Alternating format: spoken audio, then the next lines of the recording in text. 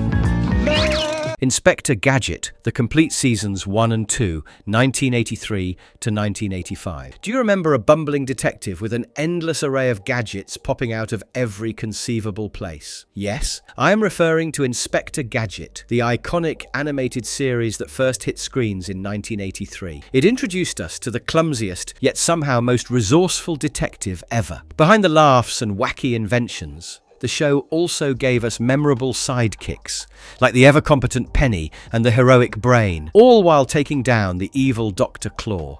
Whether you grew up with it on Saturday mornings or discovered it later, Inspector Gadget remains a perfect mix of humor, adventure, and pure cartoon chaos. This animated classic blended slapstick comedy, spy thriller antics, and clever gadgetry, all while keeping viewers on the edge of their seats, or at least laughing at every hilarious mishap. So, in this video, let us dive back into one of the most nostalgic shows from the 80s. If you appreciate our efforts in bringing you this content, please hit the like button and subscribe to our channel for more. Nice one too, but I'll not be needing that now. Season 1, 1983. Episode 1, Monster Lake. Inspector Gadget is dispatched to the misty highlands of Scotland, where the legendary Loch Ness holds both mystery and danger. Professor Thumpkin, a world-renowned scientist investigating reports of the fabled lake monster, has suddenly vanished. Suspecting foul play, Chief Quimby delivers Gadget his usual self-destructing mission: rescue the professor and uncover any mad involvement behind the disappearance. Arriving at the loch, Gadget's presence is as much a spectacle as the legends themselves. His gadgets spring into action, sometimes at the right time, often at the wrong one, sending him stumbling into one comic mishap after another. While he blunders through the fog, Penny quietly takes the real lead. With her advanced computer and wrist communicator, she pieces together clues that point towards something far stranger than folklore. Brain, ever watchful and ever in disguise, shadows Gadget closely. Whether dressed as a local bagpiper or a passing tourist, he stays one step ahead, ready to intervene whenever Gadget's well-meaning antics spiral toward disaster. Behind the scenes, Dr. Claw has orchestrated the mystery. From the depths of the loch, his massive robotic sea monster rises, an intimidating submarine designed to frighten locals, silence the professor, and give Mad a hidden escape route. Its menacing head finally emerges from the water, revealing the bound professor as bait. Gadget, oblivious to the greater danger but determined to act, charges forward with exaggerated bravery. His extendable arms, legs, and umbrella spin him into the fray, creating just enough chaos to unravel Dr. Claw's scheme. As the plan collapses, Dr. Claw retreats in fury. His Mad the Professor, though rescued, bolts in terror at the sight of his bumbling savior, leaving Gadget proudly convinced of another mission accomplished.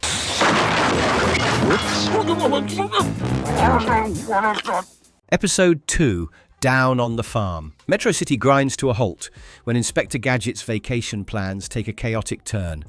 On the way out of town, with Penny and Brain, his luggage bursts from the Gadget van and scatters across the road, creating a comical traffic jam. Determined to fix the mess, Gadget deploys his extendable arms, neck, and hat, only to toss the bags around once more, much to the frustration of drivers and amusement of Penny.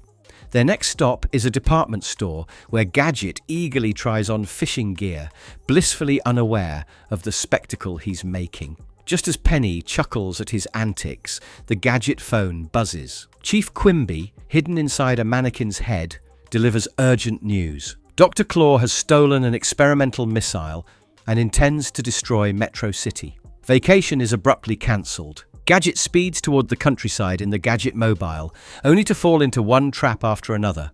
At a general store, staffed by mad agents in clever disguises, a cigar store statue, a farmer with a harmonica, and a friendly clerk, he's misled with false directions. Brain, disguised as a jogger, keeps close watch, quietly working to guide him. Running out of fuel near a farm, Gadget drifts into a house and dozes off, only to be engulfed by a flood of sheep released as part of another mad scheme. Gadget escapes by soaring through the roof with his gadgets, though he tumbles straight into a pig trough. Meanwhile, Penny uses her computer watch to track Claw's operation. Gadget stumbles into a missile silo just as Claw begins the launch countdown, trapping him inside. Gadget accidentally delays the launch, buying time for Penny, Brain, and the arriving police to intervene. Brain cuts the ignition wire, halting the missile for good. Though Gadget accidentally slams a door on Chief Quimby during the aftermath, he's celebrated as the hero. Dr. Claw escapes in fury, vowing revenge, while Gadget finally earns a real vacation. It's all good. Episode 3. Gadget at the Circus. Inspector Gadget decides to treat Penny to what appears to be a carefree circus outing, with Brain secretly tagging along to keep watch. But as always, there is more to the trip than it seems. Chief Quimby, disguised inside a popcorn cart, delivers Gadget's true assignment. Mad agents have infiltrated the circus and are using it as a mobile base of operations. Gadget must uncover their scheme and dismantle Dr. Claw's cover once and for all. The briefing, of course, ends with its trademark self-destruction countdown.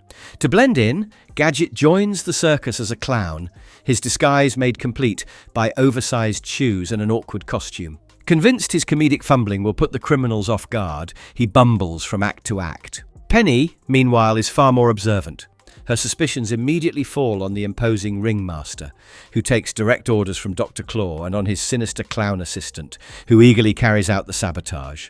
Soon, the circus acts become perilous traps. Gadget is nearly blown up in a clown car rigged with rocket fuel, thrust into a lion's cage during a dangerous taming act, and pushed onto a sabotaged trapeze high above the crowd. Each routine is carefully designed to eliminate him under the guise of entertainment. Penny follows closely, tracking every move on her wrist computer, while Brain, ever resourceful, adopts disguises ranging from a clown to a trapeze artist to a lion, intervening just in time to pull Gadget out of danger. The climax arrives with a cannon stunt meant to be his end. Gadget is fired across the big top, but Penny swiftly redirects the trajectory, sending him and the two conspiring agents crashing into a safety net attached to Gadget's helicopter. The police arrive to make the arrests, while Dr. Claw once again slips away.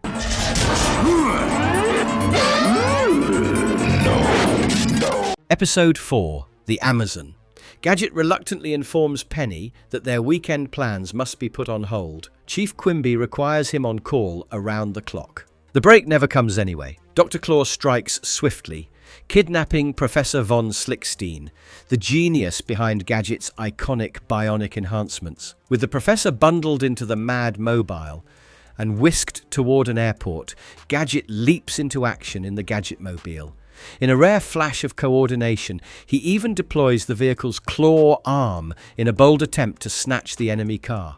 Yet despite a police roadblock arranged by Quimby, Claw slips away, escaping on a flight bound for the depths of the Amazon. Determined, Gadget follows in a cargo plane. Penny and Brain secretly stow away inside the parachuting Gadget mobile, ensuring the family unit remains intact in the jungle. Their landing is anything but smooth. Gadget stumbles into a massive albino gorilla and then crosses paths with Amazon Annie, a cunning mad agent whose tribe eagerly joins in Claw's scheme. Meanwhile, deep within an Aztec-style pyramid, Claw forces Professor von Slickstein to work under duress. The scientist is ordered to design an army of androids, each fashioned as a distorted replica of Gadget, right down to his stooped silhouette. The plan? Replace the real Gadget with obedient doubles. Penny, ever resourceful, covertly convinces the professor to modify the robots so they require Gadget's brainwaves, feigning compliance with Claw's demands.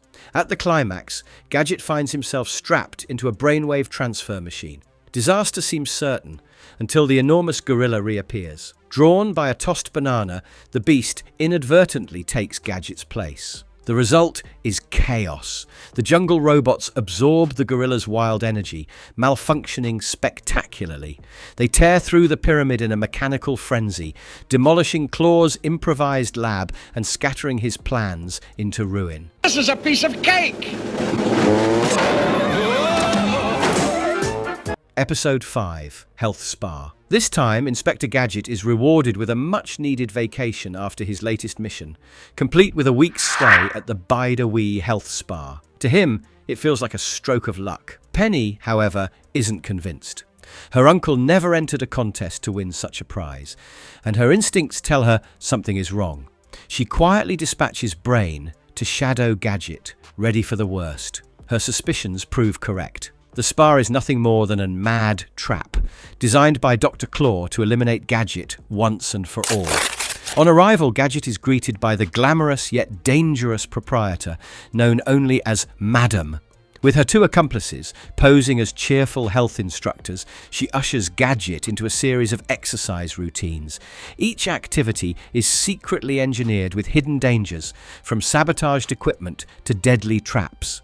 Gadget, however, stumbles through with his trademark clumsiness, somehow dodging disaster. Brain, disguised among the staff and guests, lends subtle assistance whenever the traps grow too close to succeeding. While Gadget blunders along, Penny sneaks around the grounds, searching for evidence.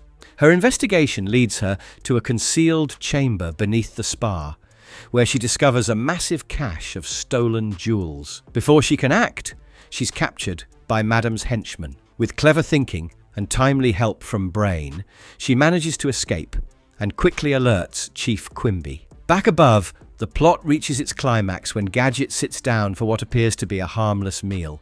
Madame presents him with a cake, which is in fact a disguised explosive.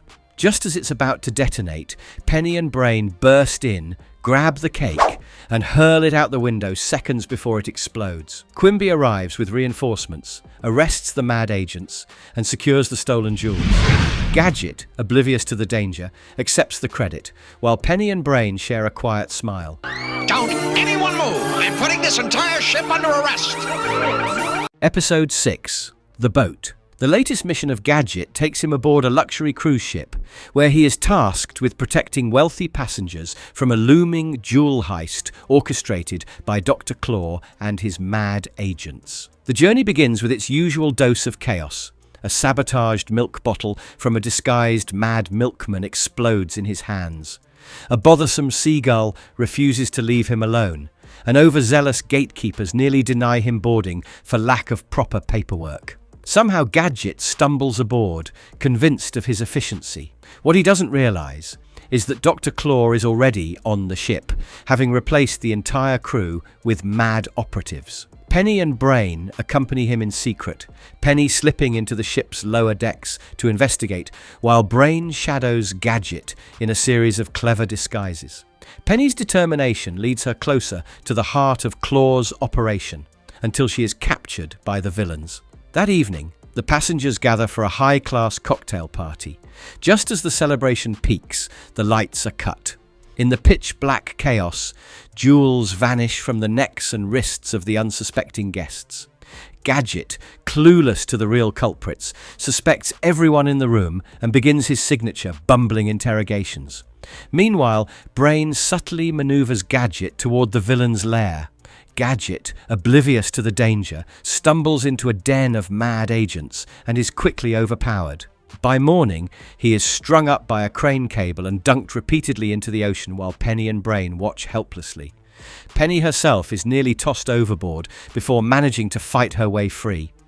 Just as the situation grows dire, the police and Coast Guard sweep in, rescuing the passengers, recovering the stolen jewels, and freeing Gadget and Penny. Yet, true to form, Dr. Claw makes his escape below the waves, vowing revenge.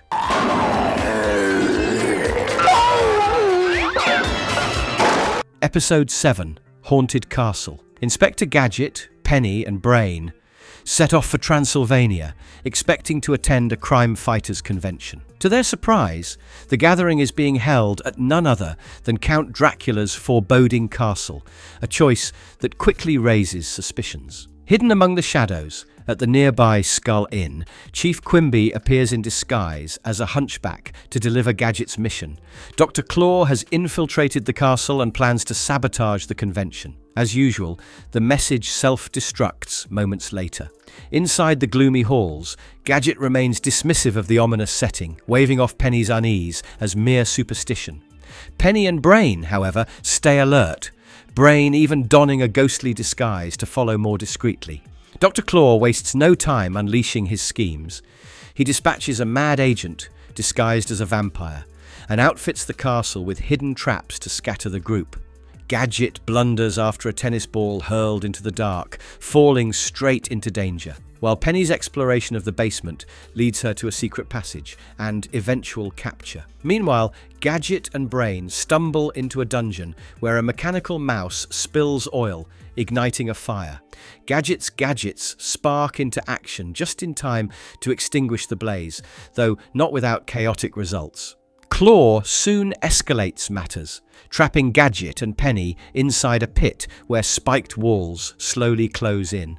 Elsewhere, Brain finds himself chased through the castle by mad agents dressed as classic monsters, a lumbering Frankenstein's creature and a snarling werewolf. Back outside, Chief Quimby notices strange beams and reflections flashing from the castle, signals that confirm trouble. With police reinforcements, he storms the fortress just as Brain pulls off a daring rescue, freeing Penny and Gadget before the trap can finish its course.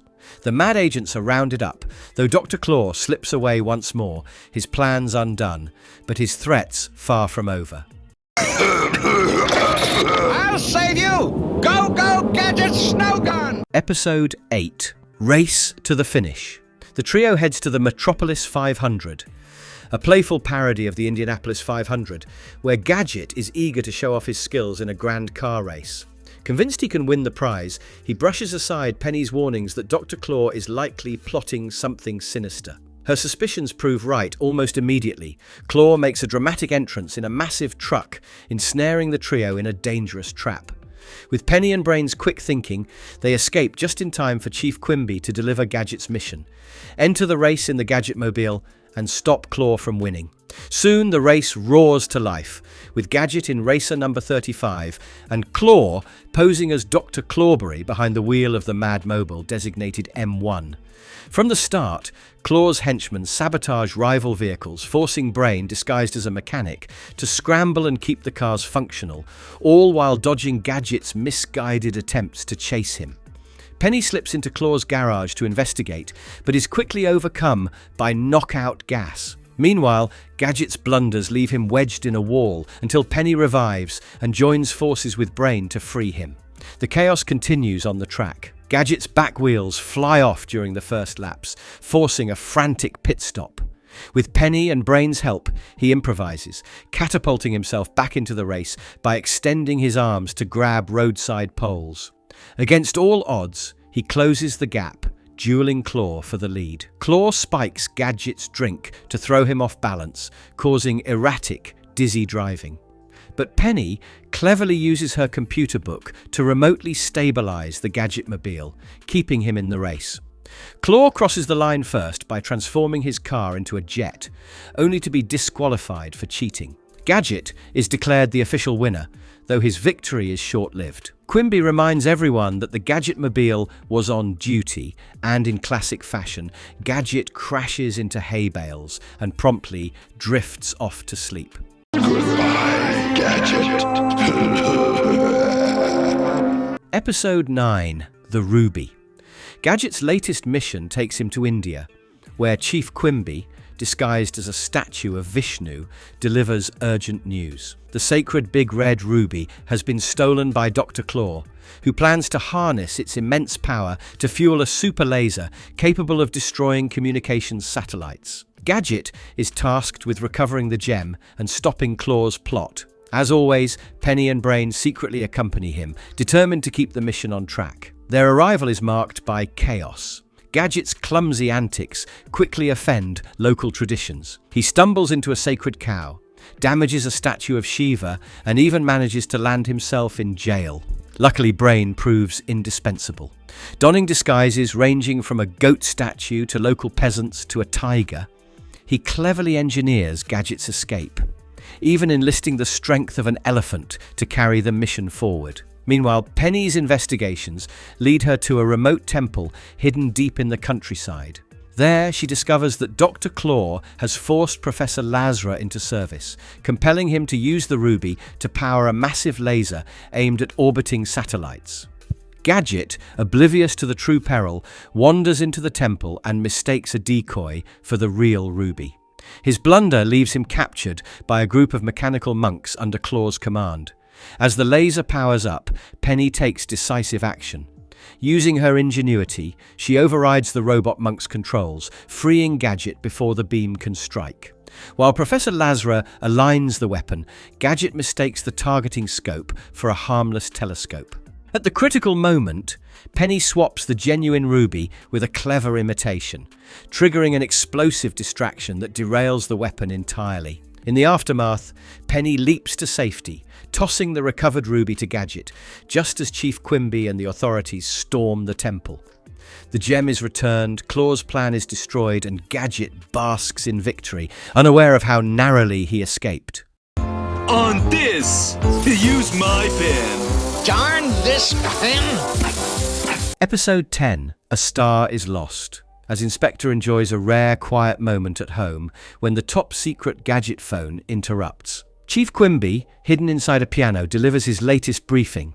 Dr. Claw intends to exploit famed rock star Rick Rocker in a sinister, mind-control music scheme. Gadget must protect the singer at all costs. As always, the message self-destructs in dramatic fashion. No sooner does Gadget collect Rick Rocker than disaster strikes. While fiddling with the radio, he accidentally launches the superstar skyward with the Gadget Mobile's ejection seat. Meanwhile, Penny returns from school with disturbing news. She witnessed a mad agent disguised as a police inspector attempting to abduct Rocker in broad daylight. Realizing the mission is no longer routine, Gadget redoubles his efforts. At Rocker's concert, Gadget attempts to guard backstage, though his fumbling presence alarms the singer more than it deters attackers. Dr. Claw dispatches an agent to eliminate Gadget, but the effort collapses in spectacular failure. Gadget, oblivious to the real threat, stumbles onto the stage, shocks himself with an electric guitar, and winds up in the hospital. There, Brain comes to the rescue. Disguised as a nurse, he guides Gadget through a comical escape that doubles as an unplanned meet and greet with frenzied fans. Meanwhile, Penny tracks Rick to a warehouse and uncovers Claw's headquarters. Captured and briefly imprisoned, she's freed by Brain, and together they piece together the true scheme. Claw intends to broadcast mind control commands through Rick's music, hypnotizing audiences everywhere. Inside the hideout, Gadget is confronted by booby-trapped instruments and narrowly avoids disaster. Penny disables Claw's record device and swaps in a fake, turning the villain's plan upside down. At the same moment, Gadget's coat inflates unexpectedly, bursting their restraints and enabling a narrow escape. The police swoop in, recover the stolen equipment, and foil the plot. Episode 11, All That Glitters. Inspector Gadget is dispatched, briefly from a mariachi band setting, to deep in the jungles of Peru, tasked with protecting the recently discovered city of gold from Dr. Claw's clutches. Unfazed by the grandeur of El Dorado, Gadget clumsily embarks upon his assignment, while Penny, suspicious that her uncle didn't enter any contest, covertly tags along with faithful Brain. Upon arrival, Gadget hitches a ride down the river with an English archaeologist secretly in league with Mad, who attempts to eliminate him. The effort backfires, and Gadget stumbles into saving the man's life. Later, Gadget unwittingly sets up camp near the fabled city, while Penny explores the main pyramid, uncovering a devious plan. Mad is replacing real gold bricks with painted styrofoam, crushing the genuine treasure into dust, and smuggling it out disguised as sugar. To complicate matters, a busload of tourists arrives and inadvertently triggers Gadget's booby traps, creating chaos that Gadget barely manages to contain. Meanwhile, Claw's archaeologist boss instructs his underling to eliminate Gadget and stop Penny from prying, all while continuing the gold smuggling operation. Captured briefly by the archaeologist, Penny cleverly feigns concern for innocent bystanders below to foil the villain's plan, and is later freed by Brain. She calls local authorities, who swiftly arrive. In a climactic finish, Penny and Brain trigger a mechanism that causes the fake Golden City to crumble, making way for the authentic City of Gold to majestically rise. She called me her hero.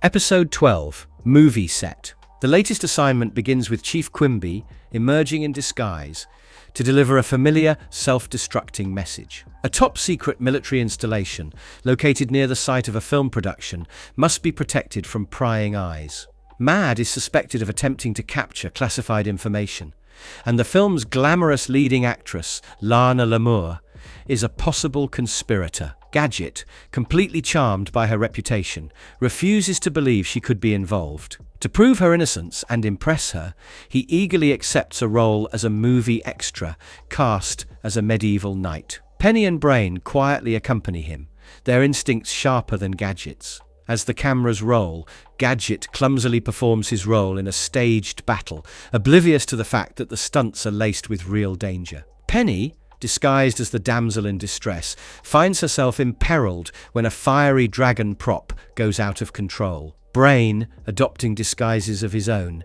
leaps in at critical moments to keep both Gadget and Penny safe. While Gadget daydreams about winning Lana's admiration, Penny uncovers the real plot. The film's equipment is rigged to secretly record the neighboring military base, transmitting sensitive data directly to Mad backstage. Lana lures Gadget to her trailer in an attempt to incapacitate him, but his usual brand of oblivious clumsiness foils her sabotage. The stakes rise during a dangerous tower stunt. As Gadget leaps, the rope supporting him is cut, sending him plummeting toward hidden spikes. Yet his gadget coat inflates on impact, bouncing him back to safety in an unplanned but miraculous escape. With Brain's assistance, Penny alerts the authorities, and Chief Quimby arrives just as Gadget's antics send the villains into disarray. Lana and the mad agents are apprehended, and the military secrets are secured. True to form, Gadget remains unaware of how close he came to danger, convinced he was simply doing his job with style. It's great to be appreciated, even if they don't know who I really am. Episode 13, Amusement Park. Inspector Gadget, Penny, and Brain set out for a day at the amusement park, eager for some light-hearted fun. Penny's only wish is to win a panda bear prize from one of the midway games, and Gadget, determined to impress her, takes up the challenge. At the shooting gallery, however, the booth, operated by a disguised mad agent, rigs the game so that the ducks speed up just as Gadget aims.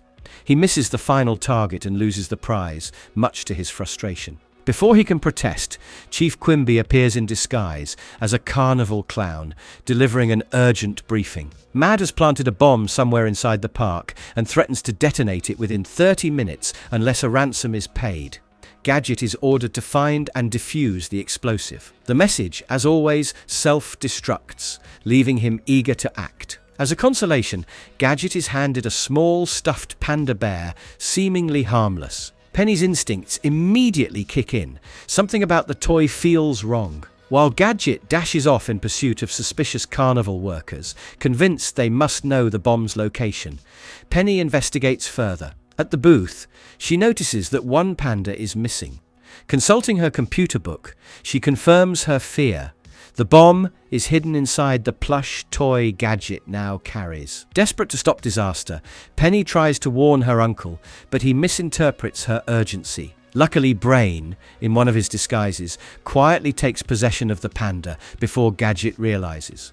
With time running dangerously low, Penny directs Brain to hurl the toy into the park's pool. By chance, Gadget stumbles upon Quimby near the water and clumsily drops the panda into the pool himself. It explodes harmlessly, sending up a spray but sparing the park. Amid cheers, Gadget is celebrated as the hero, completely unaware of how narrowly catastrophe was averted. A few minutes, Penny. I'm staying to keep an eye on things.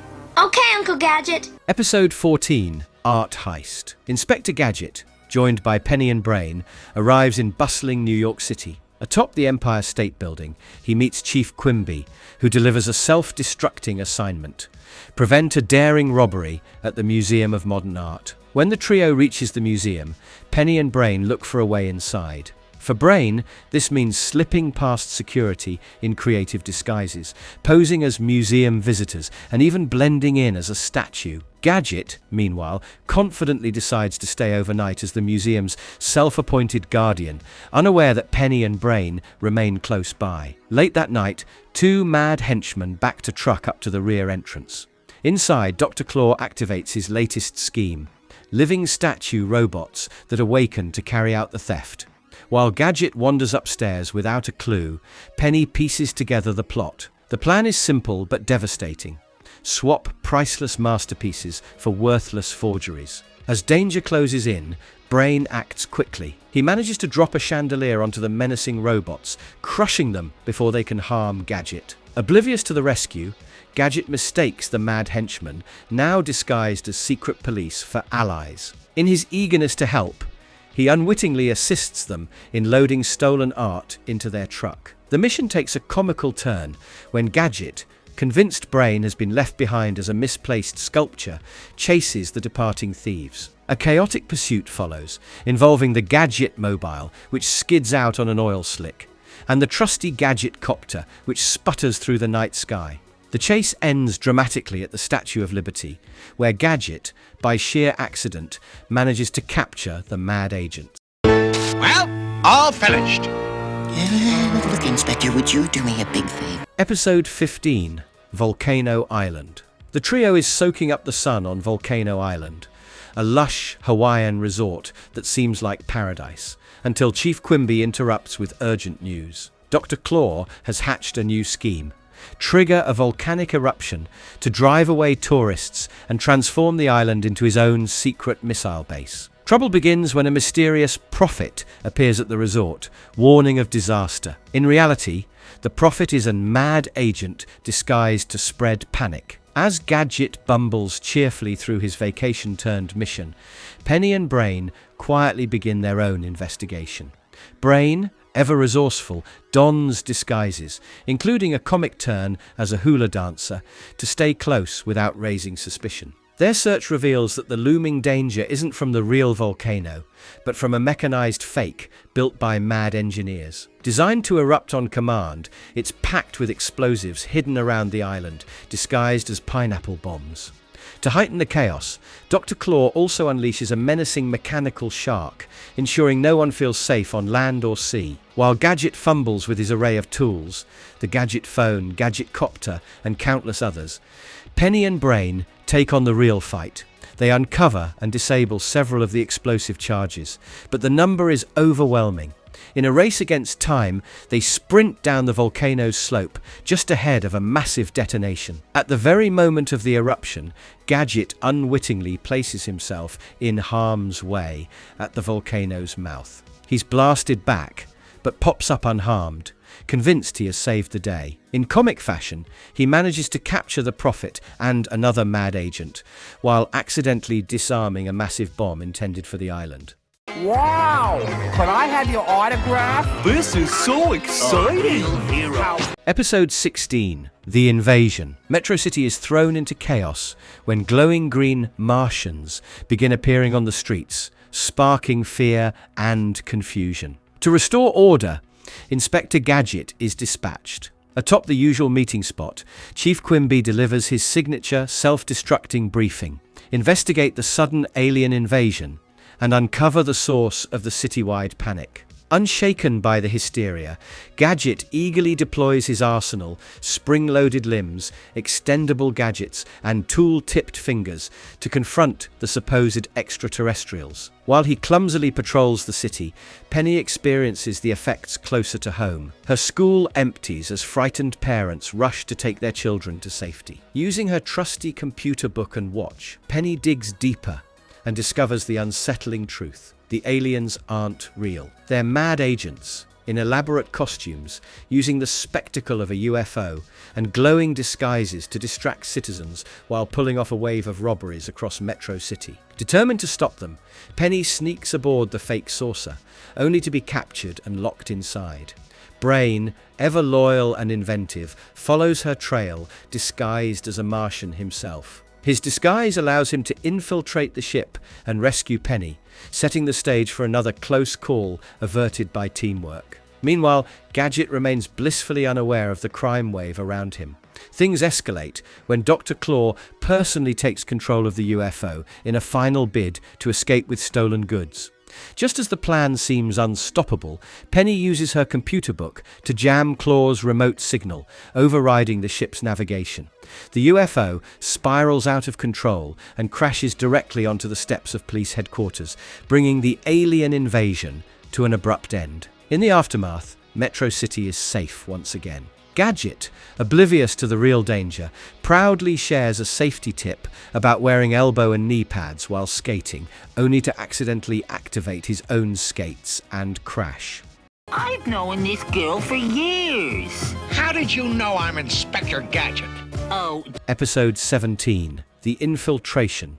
On a fine day, the group, Gadget, Brian and Penny, travel to London for a high-level Interpol security meeting, only to be drawn into another of Dr. Claw's elaborate plots. Just as the meeting is set to begin, two mad agents abduct Gadget by speedboat on the River Thames. Gadget, never losing his confidence, inflates his gadget coat to bounce comically across the water, but soon ends up trapped inside a submerged cage. A quick blast from his laser frees him, allowing him to resurface none the wiser. Meanwhile, Dr. Claw deploys his Master of Disguise, Presto Change O, to infiltrate the meeting disguised as Inspector Gadget. His mission: steal classified international security plans. Completely unaware of the impersonation scheme, the real Gadget receives his next mission outside Buckingham Palace, where Chief Quimby, masquerading as a Queen's Guard, orders him to stop the imposter before it's too late. True to form, Gadget dons a ridiculous disguise of his own, while Penny uses her camera and computer book to track Presto's movements. When the meeting is abruptly rescheduled, time becomes critical. Penny briefly mistakes Presto for her uncle, only realizing the truth when she spots the real Gadget still wandering about in disguise. Following a trail, she witnesses Presto in a secret conversation with Dr. Claw, but the villain quickly turns suspicion against her, leading to Penny's arrest. Brain steps in, deploying a series of clever disguises: a street cleaner, postman, vending machine, and even a Girl Scout version of Presto himself to outwit the villains and rescue Penny. In the final act, Brain lures both the real Gadget and the imposter into the same room. The deception collapses when the real Gadget's hat suddenly deploys a gadget mallet, accidentally striking Chief Quimby. The imposter is unmasked, Presto is captured, and the day is saved. Episode 18, The Curse of the Pharaoh. This time, the trio journeys to Egypt to see the treasures of the recently unearthed Pharaoh Put-Tatut. Before they even arrive, Chief Quimby delivers a warning. The Pharaoh's tomb is said to carry a 4,000-year-old curse. Gadget, ever dismissive of superstition, laughs off the idea and eagerly accepts his mission to guard the priceless artifacts, particularly the sarcophagus. Once at the site, Gadget is quickly sidetracked. Between battling tangled ropes, confusing macrame with ancient relics, and searching for a snack, he proves more of a tourist than a guardian. Penny and Brain, however, remain alert. Their suspicions grow when strange figures begin to appear among the ruins. True to form, Dr. Claw has dispatched his agents in elaborate disguises, some posing as desert nomads, others dressed as Egyptian gods, or even a shambling mummy. Their target, the Pharaoh's treasure. While Gadget bumbles along, Penny uses her computer book to track the thieves' movements, and Brain blends in perfectly with clever disguises, at one point passing convincingly as both a statue and a mummy himself. The villains manage to seize the sarcophagus, but Penny devises a bold plan. Using a hidden speaker, she projects a booming voice to mimic the curse of Pharaoh Put-Tatut. Terrified, the agents abandon their loot and scatter into the desert night. At that moment, Gadget stumbles onto the scene, unwittingly blocking the escape route. Believing he has single-handedly stopped the robbery, he receives praise from Chief Quimby, while while Penny and Brain quietly smile at another mission truly saved. Be down! You're under arrest! Welcome. Episode 19, Mad Trap. Inspector Gadget is assigned to investigate a curious string of petty crimes plaguing Metro City. A baby's candy goes missing, toys vanish from a local shop, and even appliances disappear from a neighborhood store. At each scene, the culprit leaves a calling card marked with the MAD logo, a taunt designed to draw Gadget deeper into the mystery. While Gadget proudly follows the clues, Penny begins to sense something more sinister. During art class, she maps out the locations of the crimes and makes a startling discovery. The dots form the unmistakable letters MAD. Realizing the thefts are not random at all, but part of Dr. Claw's larger scheme, she enlists Brain to help investigate further. Unaware of the trap being laid, Gadget pursues the trail straight to a steel foundry. There, MAD agents have prepared an elaborate death trap, intending to end his meddling once and for all. Between conveyor belts, molten metal, and mechanical snares, the setting could not be more dangerous.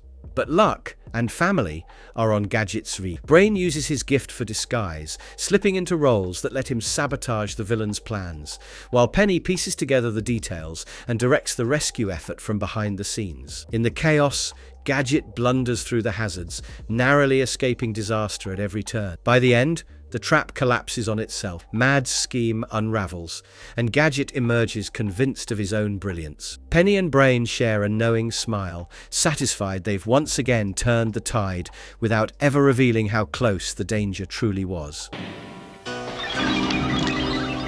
Episode 20, Basic Train. Once again, Inspector Gadget, Penny, and Brain find themselves aboard a high-speed train where Gadget is awaiting his next mission. Chief Quimby makes his usual unexpected appearance, this time concealed inside a teapot on a rolling tea cart, to deliver the assignment: protect a shipment of top-secret computer parts from falling into Mad's hands. From the start, Gadget's scatterbrained nature creates distractions. He becomes fascinated by a caged bird, warning against trusting any creature behind bars, only to be pulled into a pointless chase. Meanwhile, the train's conductor is revealed to be a mad agent working under Dr. Claw's orders. His attempts to eliminate Gadget and seize the cargo are clumsy and ineffective, foiled each time by a mix of Gadget's malfunctioning devices and sheer luck. As the ride continues, Penny quietly pieces together the true scope of Dr. Claw's plan, a full-scale hijacking of the train. She tries to alert the real engineer,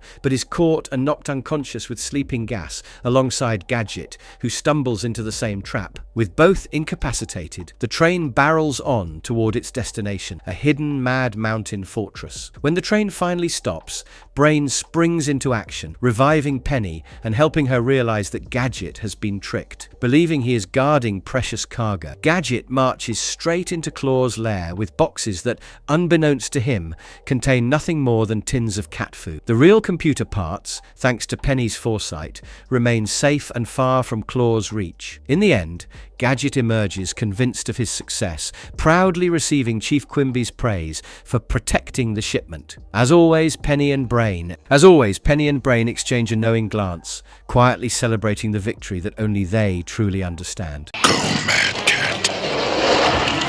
Episode 21, Sleeping Gas. Gadget is dispatched to the remote Boha Islands in the South Pacific after receiving Chief Quimby's trademark self-destructing message. The mission: investigate Dr. Claw's latest weapon, a powerful sleeping gas capable of knocking out entire cities at once. Arriving in paradise disguised as a tourist, Gadget is bewildered to find nearly everyone around him, locals and visitors alike, fast asleep. Rather than recognizing the danger, he's misled by a mad agent disguised as hotel staff, who casually blames the strange phenomenon on nothing more than pesky flies. While Gadget blunders along, Penny quickly uncovers the truth. Her investigation reveals Mad's plan to mass-produce and distribute the gas on a global scale. Her search, however, leads her straight into enemy hands. In one of the series' rare, darker turns, Dr. Claw directly targets Penny, going so far as to launch a torpedo strike in an attempt to eliminate her. Resourceful as ever, Brain races to her aid, donning improvised disguises, including a comical bird assembled from leaves and eggshells, and later a duck. He infiltrates the villain's stronghold. Working together, Penny and Brain manage a daring escape, with Penny herself fighting back and disabling an agent with a well-placed kick. Meanwhile, Gadget fumbles through the chaos, deploying his gadgets at random: skates, flashlight fingers, and extendable arms, all of which malfunction spectacularly. By sheer luck, and with Penny and Brain's hidden guidance, he stumbles into key moments that inadvertently foil Mad's scheme. In the aftermath, Chief Quimby reappears to congratulate Gadget for another apparent success. True to form, Gadget remains blissfully unaware of the true threat he faced, though. A dog and some pigeons. Episode 22, Gadget's Replacement. A wave of excitement sweeps through Metro City as the police unveil a sleek, new crime-fighting supercomputer. Chief Quimby and the higher-ups hail it as the future of law enforcement, so efficient, in fact, that Inspector Gadget is declared obsolete. Stripped of his duties, Gadget is forced into retirement. Crestfallen, he believes his career is over and that his many gadgets have lost their purpose. Sensing an opportunity, Dr. Claw makes his move. Mad agents hijack the new system, feeding it false data that misdirects Metro City's police force. While officers scramble to chase down phantom crimes, Mad quietly carries out a spree of real thefts across the city. Meanwhile, Penny remains deeply concerned for her uncle. Determined to support him, she and Brain shadow Gadget as he attempts to rebuild his life. True to form, Gadget tries a series of odd jobs, each ending in disaster. As a shoe salesman, his awkward fittings send customers fleeing. At a restaurant, he transforms a stack of dishes into a clattering mess. Even window cleaning ends badly when he is mistaken for a voyeur and quickly dismissed. Each failure chips away at his confidence, and he wonders aloud why his efforts never seem to succeed. But Penny, ever observant, notices strange glitches in her communications with Brain. Following the trail, she discovers a Mad control van hidden near police headquarters. Inside, agents are feeding corrupted data into the supercomputer, twisting its operations from within. With quick thinking and technical skill, Penny dismantles their scheme, restoring the system to normal and cutting off Mad's control. By the end, the city is safe once more. Though Gadget remains blissfully unaware of the sabotage, his role as a crime fighter is reaffirmed, thanks to Penny and Brain working quietly behind the scenes. That's the one. Gadget goes west. Gadget's day of grocery shopping is interrupted when Chief Quimby's latest self-destructing message turns up inside a bag of food. The mission? Travel to Dry Gulch, a Western-style tourist town where Mad is secretly establishing a criminal outpost. Upon arrival, Gadget learns that Rattlesnake Bart, Dr. Claw's outlaw in residence, has stolen the town's funds and hidden them in the local saloon. Gadget, ever distracted, ambles through the town while Bart schemes to eliminate him. Each attempt to do so, however, is unintentionally foiled by Brain, whose well-timed interventions keep Gadget safe without him ever realizing. Meanwhile, Penny is momentarily preoccupied at home, neglecting her schoolwork as she worries about keeping her uncle out of danger. When Brain reaches out, she abandons her homework to follow the trail to Dry Gulch. She arrives just in time to see Bart retrieving the stolen money, only to be captured herself. Once again, Brain proves indispensable. Though briefly detained after Gadget mistakes him for a loiterer, Brain engineers a clever escape and manages to free Penny. Together they set out to stop Bart, who had fled in a runaway stagecoach loaded with the stolen cash. Unbeknownst to him, Brain has already sabotaged its controls. Penny seizes the chance to override the mechanical system using her computer book, steering the coach back toward the town. The stagecoach hurtles dangerously close to Chief Quimby, who has just arrived, but Gadget's reflexes save him at the last second. The coach crashes into the sheriff's office, ending Bart's escape attempt. Quimby commends Gadget for his supposed heroics and awards him an honorary sheriff's badge. Back home, when Gadget notices Brain slightly injured from the ordeal, he assumes claims the dog was simply chasing the neighbor's cat before launching into one of his trademark safety lessons. Episode 25, Launch Time. For his latest mission from Chief Quimby, this time Gadget has to disguise himself as a carnival barker. The assignment is critical. Dr. Claw is plotting to sabotage a US space shuttle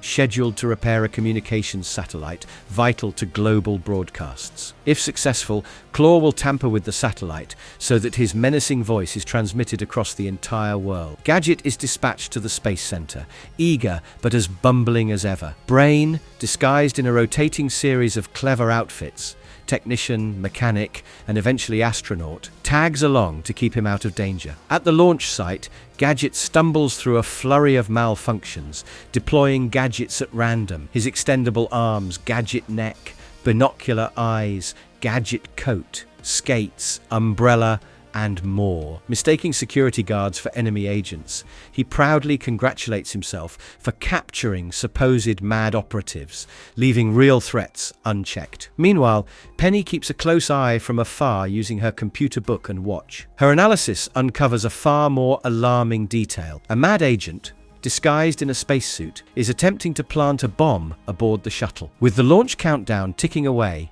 she rushes to intervene. The climax hinges on Brain's quick thinking. Using his disguises and improvisation, he distracts the saboteur just long enough for Penny to disable the bomb and prevent the shuttle from launching into orbit with a deadly payload. Their teamwork averts disaster in the final seconds.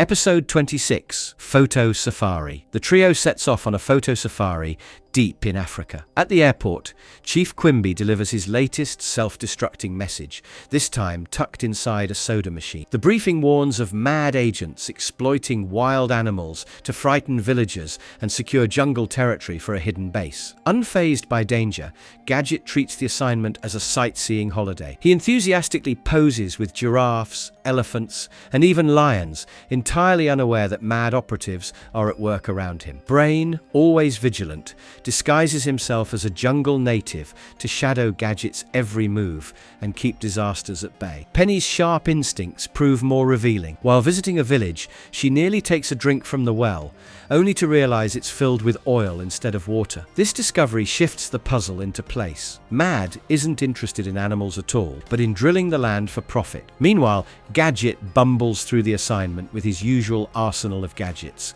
deploying his gadget phone, arms, neck, copter, coat, legs, skis, brella, binoculars, and even his clunky mallet. Each contraption causes more commotion than clarity, but somehow keeps him just out of real danger. Pursuing a shady figure named Jungle Bob, Gadget never realizes Bob is a mad operative working directly under Dr. Claw. As the plot escalates, Penny and Brain quietly coordinate to uncover evidence of the oil scheme. Brain, in disguise, gathers intelligence, while Penny pieces clues together with her computer watch. In the finale, Penny alerts the local authorities, who move in to shut down Claw's operation before it can begin. Episode 27, Cuckoo Clock Caper. As always, Penny and Brain, accompanied by Gadget, are sent to Switzerland to safeguard the nation's gold reserve from Dr. Claw's latest scheme. But when they arrive, the situation is already far worse than expected.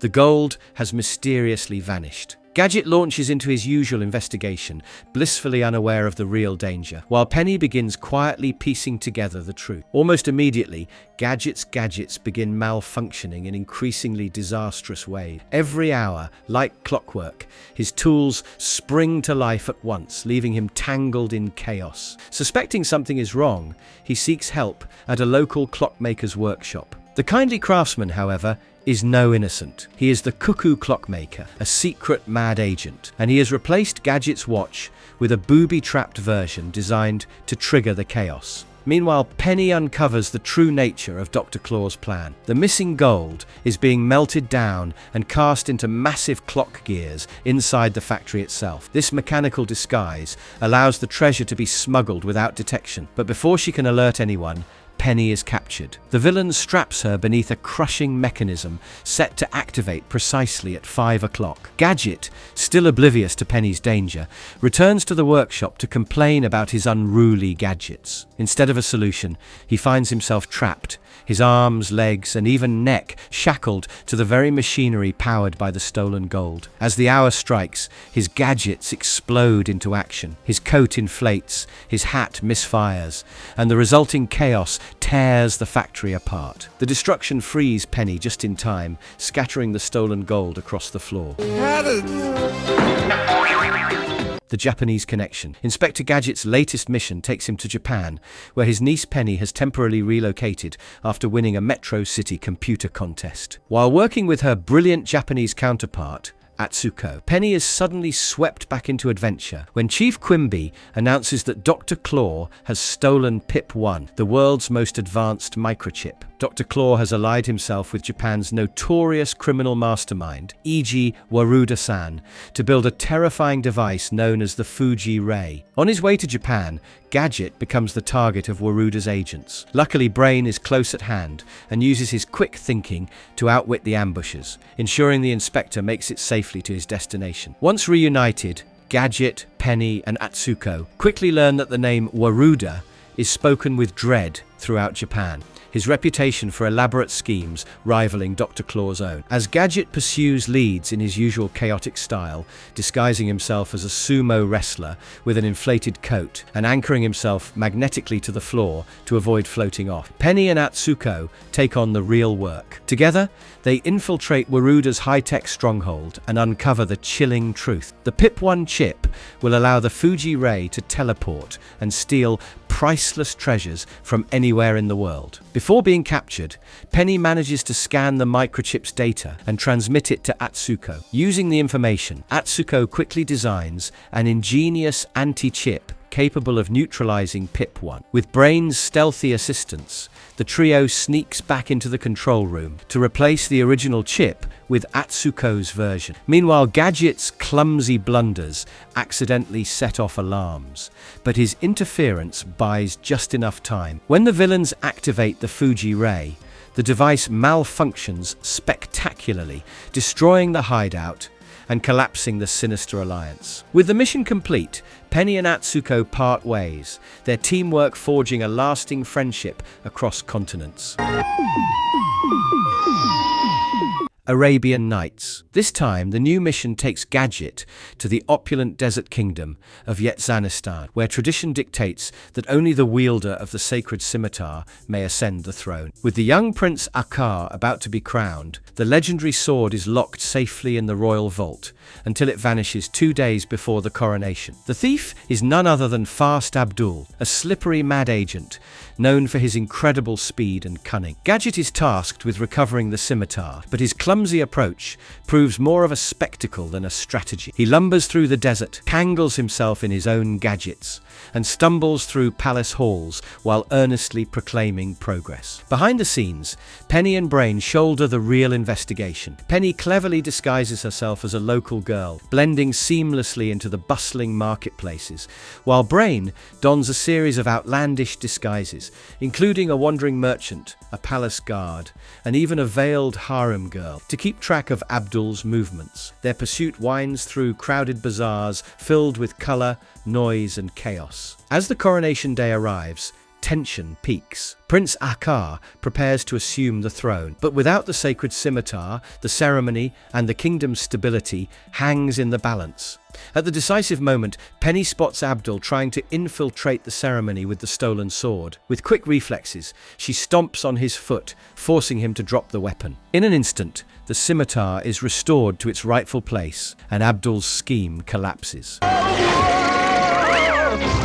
Dutch treat. Inspector Gadget's latest assignment takes him to the Netherlands, where Dr. Claw has devised a particularly sweet scheme, smuggling diamonds hidden inside chocolate bars. At the center of the plot is the Amsterdam, the nation's cherished treasure, which mad agents plan to cut into fragments and disguise for easy transport. Upon his arrival, Gadget pays a visit to his old acquaintance, Professor Gildebrink, a master diamond cutter. But their reunion is cut short when the professor is kidnapped before Gadget's eyes by the sly agent Van der Sweet. The villain forces Gildebrink to slice the Amsterdam into smaller pieces, ensuring they can be smuggled out undetected. While Gadget blunders about the countryside, mistaking Brain in disguise as a Dutch girl for a suspicious figure and chasing him across tulip fields, it falls to Penny to make the real breakthroughs. Using her computer book and watch, she examines a discarded chocolate wrapper and cleverly traces the smuggling operation to a chocolate factory,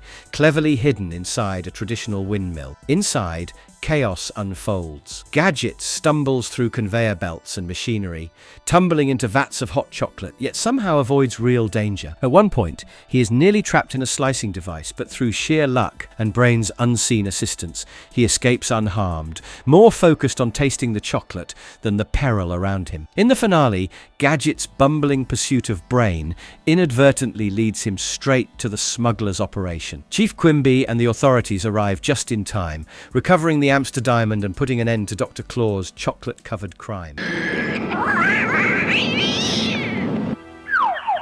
Are you okay, Uncle Gadget? Episode 33, The Great Divide. Dr. Claw's newest plot takes root in the remote Rocky Mountains, where he abducts a celebrated seismologist and forces him to construct a terrifying earthquake machine. Designed to unleash devastating tremors around the world, the device threatens global catastrophe if left unchecked. Inspector Gadget is dispatched to the rugged terrain, but his investigation is far from smooth. His well-meaning but clumsy efforts lead to a series of misadventures across steep cliffs and hidden valleys. Along the way, he crosses paths with a strict, mad warden guarding the area and a gold-obsessed prospector whose eccentric antics only add to the confusion. While Gadget fumbles, Penny quietly takes charge of the real investigation. Relying on her computer book and watch, she pieces together the scientist's whereabouts, carefully following a trail of subtle clues. Brain, ever inventive, aids her mission by infiltrating the mountain base in disguise, first masquerading as a wandering bear, then as the eccentric prospector himself, to keep tabs on Mad's activities. Inside the hidden stronghold, Penny finally discovers the earthquake machine looming at the heart of Dr. Claw's scheme. Risking capture, she devises a bold rescue plan for the seismologist while coordinating with Brain to sabotage the controls. Their teamwork pays off, just as the machine begins to shudder to life, threatening to shake the mountains apart. The sabotage sends the machine into critical failure, collapsing Dr. Claw's plot before disaster strikes. Though Gadget remains oblivious to how close the world came to ruin, Penny and Brain's resourcefulness ensures victory once again. Hello there. I'm looking for Mr. Chow. Episode 34, Eye of the Dragon. Gadget's latest assignment takes him to Hong Kong, where Dr. Claw has allied with local crime lord Mr. Chow in a scheme to seize the priceless pearls of Wang Ha. The plot begins in London, where two mad agents stealthily infiltrate a museum at night and steal the pearls under Claw's command. Gloating to his cat, Claw reveals that this theft is only the first step in a larger, sinister merger with Chow. When Gadget arrives at the museum for his briefing, chaos quickly follows. In his usual fashion, he unintentionally knocks out a police officer with his giant Gadget mallet, skates backward into a rope, and retrieves Chief Quimby from inside a dragon statue, triggering the chief's latest self-destructing message. Oblivious to the growing danger, Gadget prepares for his mission abroad. Penny, however, deciphers the assignment and recognizes the seriousness of the threat, while Brain readies himself to shadow Gadget across Hong Kong. Meanwhile, Chow drills his men in martial arts, using a punching bag shaped like Gadget, vowing failure will not be tolerated. Gadget makes his grand entrance via Gadget Copter, only to crash land into an alley with misplaced confidence. Later, in a china shop, his bumbling attempts at investigation result in shattered shelves and broken porcelain, leaving him none the wiser. Penny intercepts a discarded note mentioning a floating nest, correctly deducing it as the site of Claw's meeting with Chow. With Brain's help, and aided by Chow's grandson, she infiltrates the hideout, swaps the real pearls for fakes, and ensures their safety. When the ruse is exposed, the fragile alliance collapses, and Claw retreats in fury aboard his submarine, foiled once again. Say thanks, buddy. You're doing this crime fighter a real favor. Episode 35, Doubled Agent. A carefree day at the circus quickly turns into a mission for Inspector Gadget. When Chief Quimby delivers urgent news, Gadget must go undercover to protect the Shah of Freeland from a looming mad kidnapping plot. In typical fashion, Gadget carelessly tosses back the self-destructing message, leaving Quimby to absorb the explosion while the inspector remains hilariously oblivious. Meanwhile, Dr. Claw sets his own plan into motion. His latest creation, a robotic duplicate of Gadget, emerges as a perfect imposter, outfitted with functioning gadgets and even a monotone voice that eerily mimics the inspector. The robot embarks on a spree of bank robberies across Metro City. The public is stunned, and soon reports flood the airwaves accusing Gadget of betrayal. Chief Quimby is shaken, while Penny, unwilling to believe her uncle guilty, digs deeper. Using her computer book, she uncovers the truth. The so-called rogue inspector is a mechanical imposter. While chaos unfolds in the city, the real Gadget remains blissfully preoccupied on his farm, tinkering with a new invention, bowler balls, oblivious to the crimes committed in his name. Mad agents attempt to eliminate him with elaborate booby traps, but in true Gadget fashion, their schemes collapse upon themselves. Dr. Claw, intent on capturing Gadget alive to maximize his humiliation, grows increasingly frustrated. Events converge when the real Gadget and his robotic double collide in a vehicular mix-up. In the confusion, Penny cleverly swaps their outfits, inadvertently sending her uncle toward the airport and the robot toward Claw's hideout. At the crucial moment, Penny once again overrides the robot's systems remotely, ensuring the Shah's protection. The machine self-destructs, exonerating Gadget and dismantling Dr. Claw's elaborate plan. Back at the farmhouse, a final mishap, Gadget nearly blowing up a lantern, sparks a light-hearted discussion on natural gas safety, with Penny's quick thinking once again saving the day.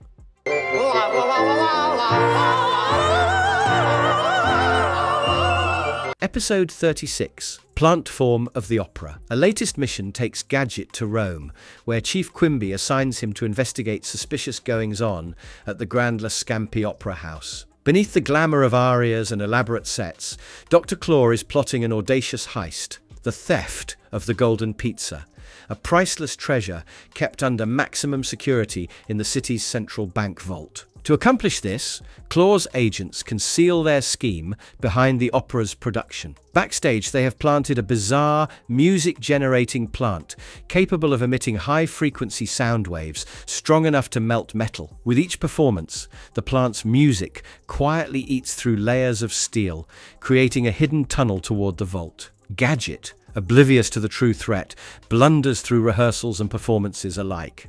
He bursts onto the stage mid-scene, accidentally tangles himself in costumes, and even attempts to conduct the orchestra with his gadget arms, turning the evening into unintended comedy. Though his antics win attention, the real progress comes from Penny and Brain working behind the curtains. Penny, using her computer book and watch, uncovers the plant's sonic properties and realizes it is the key to Claw's plan. Brain, ever versatile, infiltrates the opera in disguise. First as an usher, keeping an eye on suspicious arrivals. Later, as a performer, blending in among the cast. Together, they piece together the evidence needed to stop the scheme. In the critical moment, Penny intervenes quietly, disabling the plant before the tunneling can succeed. The disruption causes Mad's operation to collapse. In the ensuing chaos, Gadget stumbles directly into the fleeing operatives, accidentally ensnaring them while believing he has heroically cracked the case.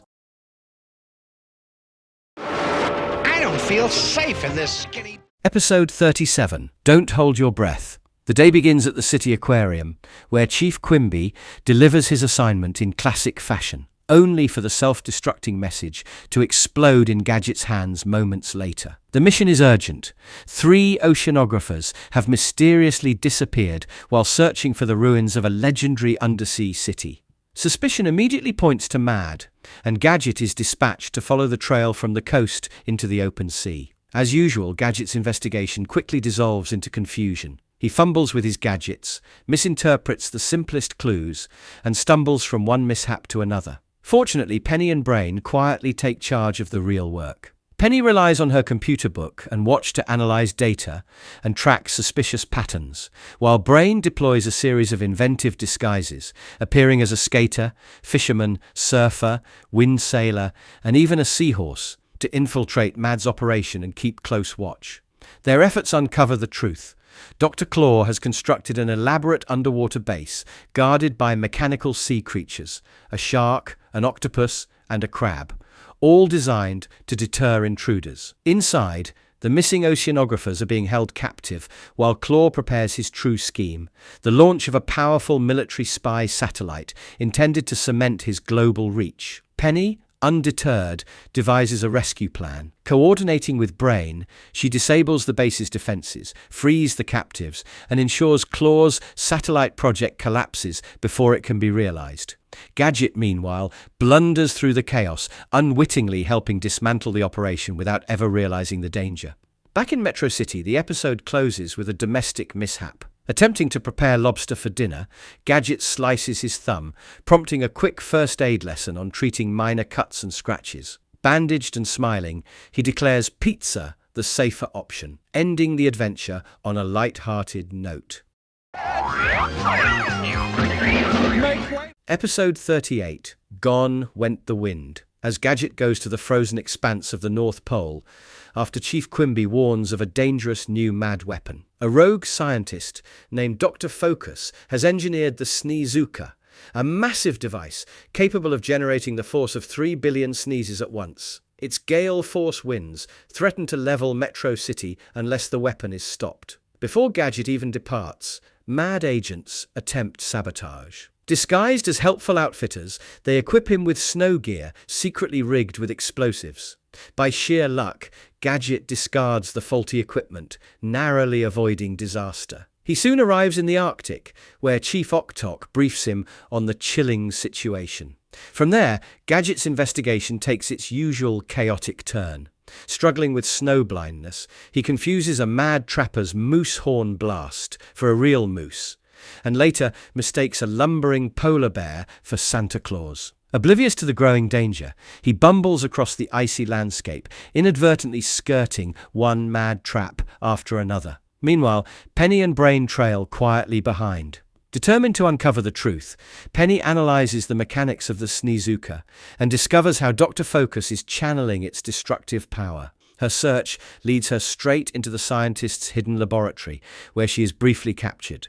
Using her wits, she escapes confinement and hacks into the weapon's control system with her computer book. At the last possible moment, she overrides the Sneezooka, shutting it down before Metro City faces catastrophic winds. In the climactic confrontation, Gadget, unaware of the timing, stumbles directly into Dr. Focus's escape path, colliding with him and ensuring his capture. Chief Quimby arrives to secure the arrest, while Chief Octok rewards Gadget with protective goggles to cure his snow blindness. Once again, victory is achieved through Penny's brilliance, Brain's loyalty, and Gadget's accidental timing. You're welcome, Penny! Episode 39, King Wrong. For the latest assignment, Gadget goes to the distant kingdom of Pianostan, a peculiar land where happiness is forbidden, and the king must remain perpetually miserable to satisfy his people. Any display of joy is seen as rebellion, and the delicate balance is suddenly threatened when mad agent Labella manages to make the king smile. To complicate matters further, the king is an uncanny lookalike of Gadget himself. Sent to investigate, Gadget arrives at the palace and, in typical fashion, mistakes the dungeon for a waiting room. His bumbling only deepens when he encounters the chained king, and assuming the man is part of some theatrical act, uses his skeleto key finger to free him, unwittingly swapping places and finding himself mistaken for the monarch. Meanwhile, Penny and Brain work quietly behind the scenes to expose Labella's scheme. Brain roams the streets in a series of disguises, a vacuum cleaner salesman, pie vendor, and even a tomato seller, collecting crucial intel. Penny, using her computer book and watch, pieces together the evidence that confirms Labella's influence over the king's mood and her wider plot to destabilize Piano Stan. As tensions rise, the kingdom prepares for a grim spectacle, an execution by boiling oil. With Gadget obliviously caught in the mix, Penny and Brain launch a daring rescue. They manage to free the real king just in time and guide him onto the palace balcony, while Gadget bumbles his way toward the throne. The people, confused by the sight of two monarchs, are reassured when the true king feigns a headache, restoring his image of misery and winning back their loyalty. In a final act, Labella attempts to escape, blowing a kiss that plunges the king back into sorrow. Gadget, clueless as ever, tries to cheer him with a novelty tie, only reminding him of Labella and deepening his gloom. We're off to watch the pirate show now.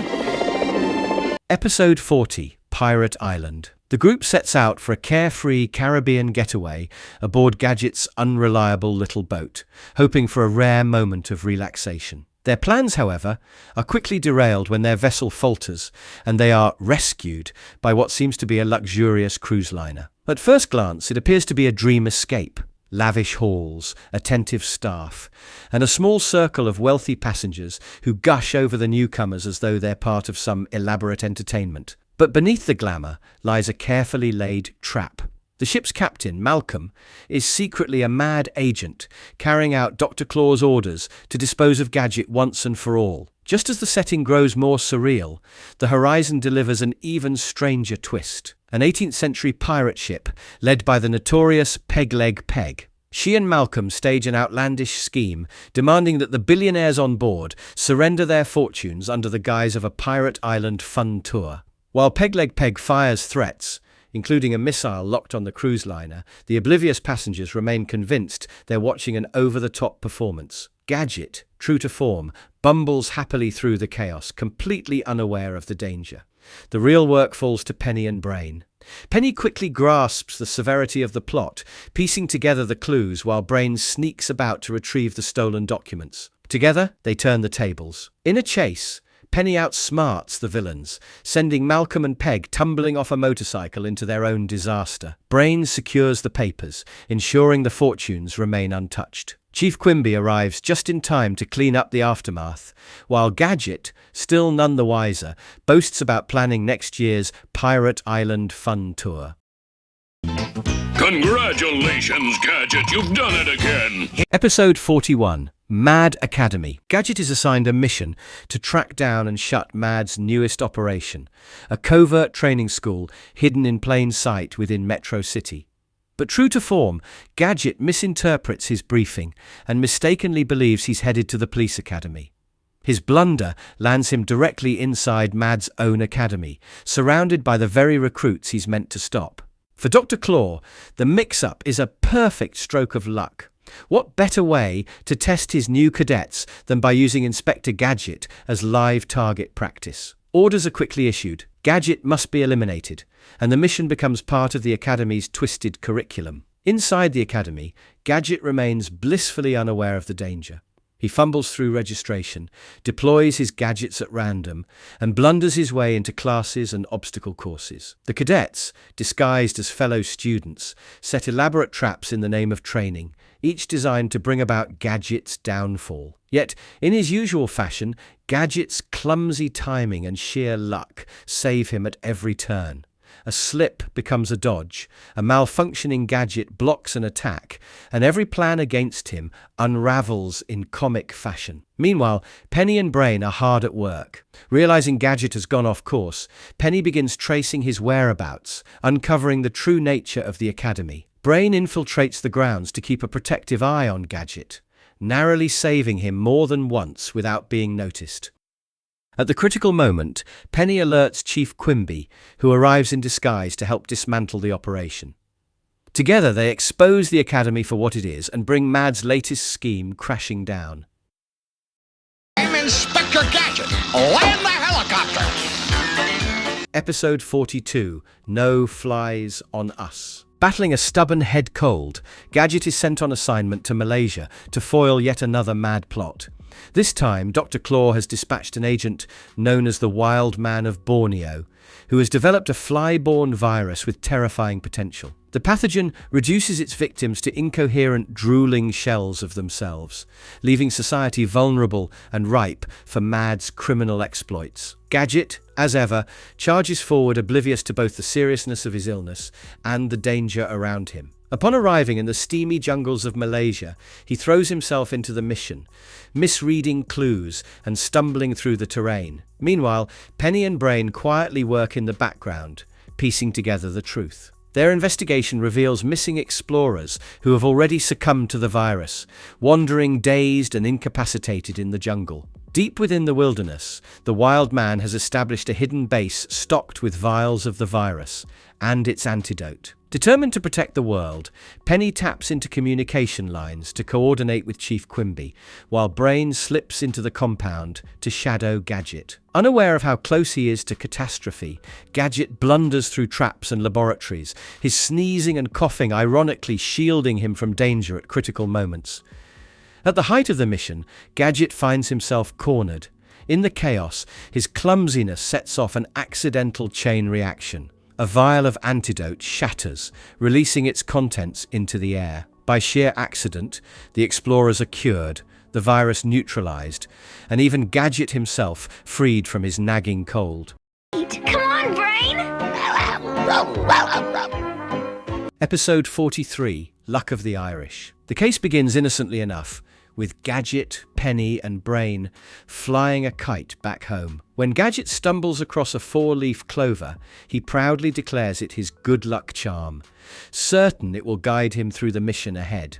Upon arriving in the Emerald Isle, Gadget immediately becomes the target of the O'Shea brothers, short, stocky operatives dispatched by Dr. Claw. Their repeated ambushes prove fruitless. They run him off the road, send him tumbling from a bridge, and even believe they've drowned him. Yet Gadget reappears unscathed each time, attributing his survival to the magic of his clover rather than sheer luck and Brain's behind-the-scenes interventions. That night, a disguised leprechaun attempts to clobber him with a shillelagh, only for Brain to thwart the attack. Still, Gadget remains oblivious to the danger, convinced fate is on his side. Meanwhile, Penny follows her instincts and investigates Celtic ruins near Blarney Castle. There she discovers the true hiding place of the stolen stone, while overhearing Dr. Claw fuming at the O'Shea brothers for focusing on ransom demands instead of Gadget's elimination. Or worse, considering cutting the stone into pieces to sell off. Penny is soon captured and thrown into a pit, but with the help of her computer book and watch, she alerts Brain. At the ruins, Gadget is tricked into standing before a laser cannon disguised as a camera. Just as disaster looms, Brain pushes him aside, while Penny takes control of the device, turning it against the mad agents and trapping them beneath the weighty Blarney stone itself. Chief Quimby arrives to conclude the mission, and as order is restored, a trio of real leprechauns mischievously reveal themselves, leaving Penny to quietly smile and call it the luck of the Irish. I don't know how, Gadget, but you've done it again. I'm ready to become. Episode 44, Prince of the Gypsies. Dr. Claw devises a scheme to destabilize the small kingdom of Romanovia, sometimes referred to as Fredonia, by stealing its royal seal, the nation's symbolic coat of arms. In his twisted logic, possession of the seal would grant him rightful rule over the country. To cover his tracks, he frames a group of traveling gypsies, setting the stage for Inspector Gadget's latest misadventure. Dispatched to investigate, Gadget blunders into the gypsy camp and, through a series of comic mishaps, is hailed as the Prince of the Gypsies. Entirely unaware of the absurdity of the situation, he embraces the role, convinced his mission is proceeding smoothly. In reality, he remains oblivious to Dr. Claw's plot and the mounting suspicion surrounding the innocent travelers. While Gadget bumbles through interactions with Sonia, Bolla, and even the King of Romanovia himself, Penny and her new friend Sonia quietly take the lead. They follow a trail of evidence that points to the true culprits, Dr. Claw and his mad agents, who engineered the theft. Alongside them, Brain plays a vital supporting role, donning a variety of disguises to shadow Gadget and foil threats, whether as a waiter, a statue, or a fellow gypsy. Through Penny's sharp reasoning and Brain's resourcefulness, the royal seal is recovered, the gypsies are cleared of blame, and Dr. Claw's plan collapses. Go, Gadget, arms! Episode 45, Old Man of the Mountain. Gadget is dispatched to the rugged Balkan Mountains on a delicate assignment to prevent an escalating conflict between two formidable tribes. The Duplas, a clan of super-strong men, and the Hooplas, equally powerful women, are locked in a bitter struggle that threatens to destabilize the entire region. Early intelligence points to Mad as the instigator of the unrest, manipulating tensions for their own gain. From the moment he arrives, Gadget fumbles with local customs and unwittingly worsens the confusion between the rival tribes. Instead of calming tensions, he becomes a baffling spectacle, caught in the middle of disputes he barely understands. Meanwhile, the real key to the tribe's remarkable strength comes to light. A mystical goat whose milk is turned into a yogurt, capable of granting extraordinary physical power. For Mad, this is a golden opportunity, not only to exploit the tribes, but also to bottle the yogurt for promises of eternal youth. While Gadget blunders through his mission, gadgets misfiring, peace offerings misplaced, Penny and Brain work quietly in the background.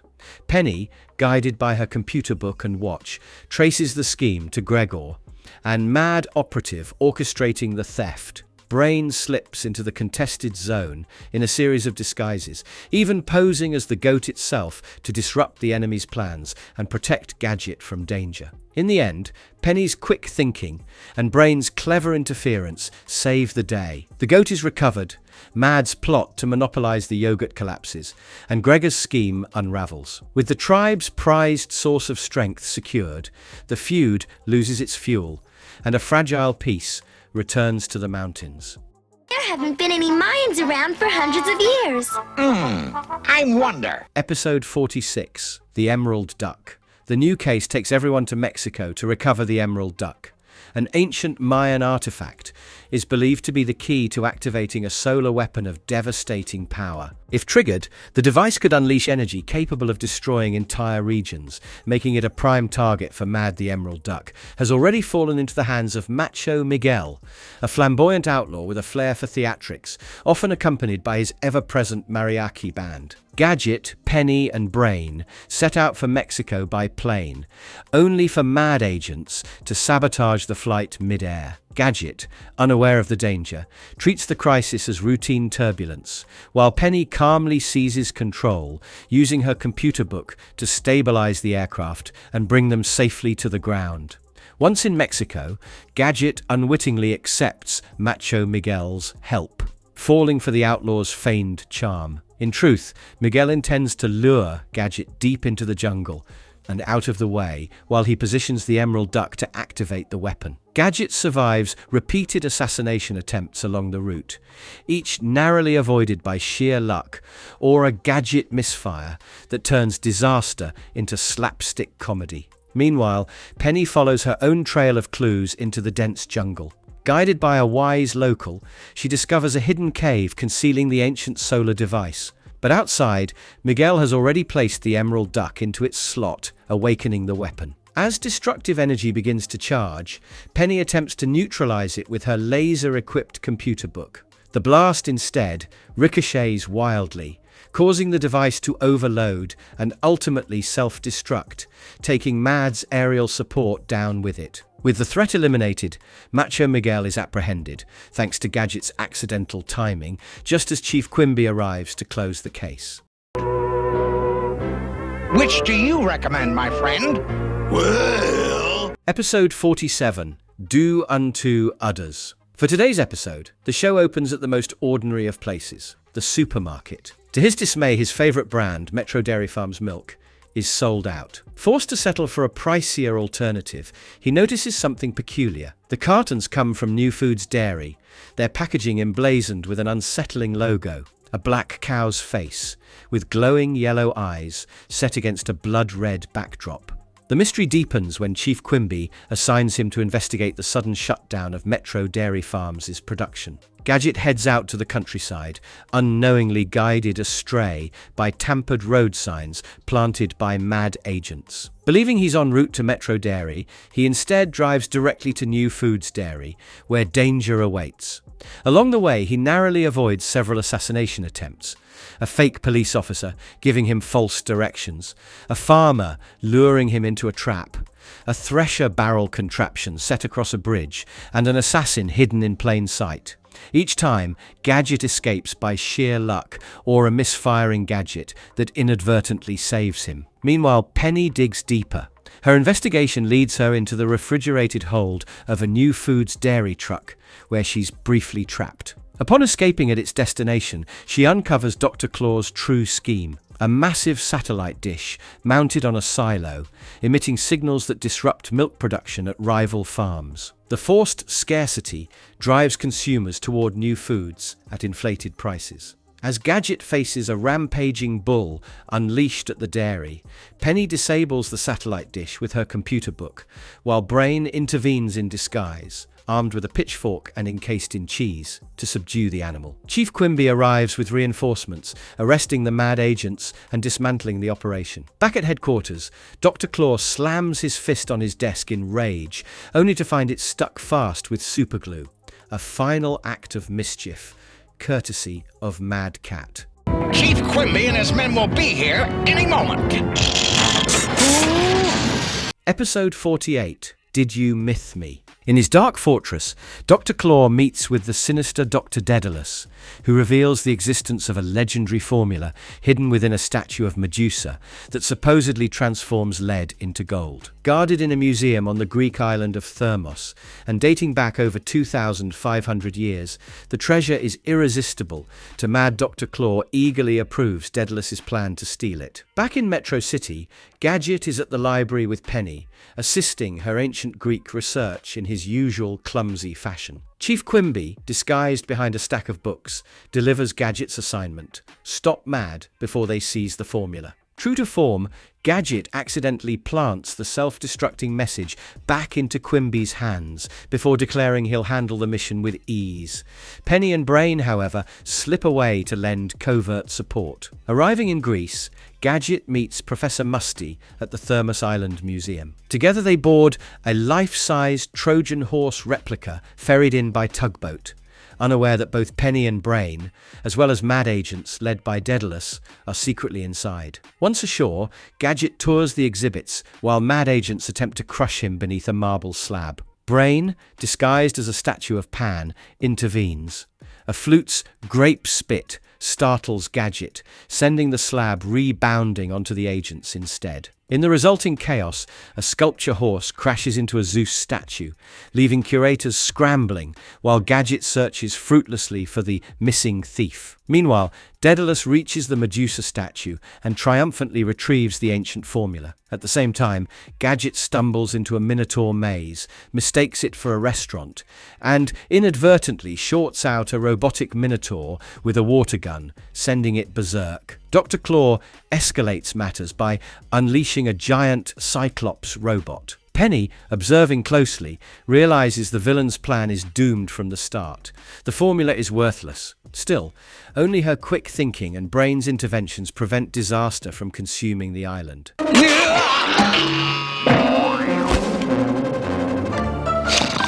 Episode 49. A Bad Altitude. Gadget, Penny and Brain set out for a well-deserved vacation, only for their plans to unravel when Chief Quimby interrupts with a new assignment. Dr. Claw has targeted Everest Island, a tropical getaway known for its hillside resorts and beachfront hotels. His plan is ruthless. Sink every competing hotel into the sea, leaving only his own resort standing, and then extort the tourism industry for ransom. The family arrives on the island, instantly stepping into danger. Their taxi driver, secretly aligned with Mad, tries to eliminate them, but Gadget, helped quietly by Brain, manages to survive in his usual bumbling way. At their hotel, the assassination attempts continue.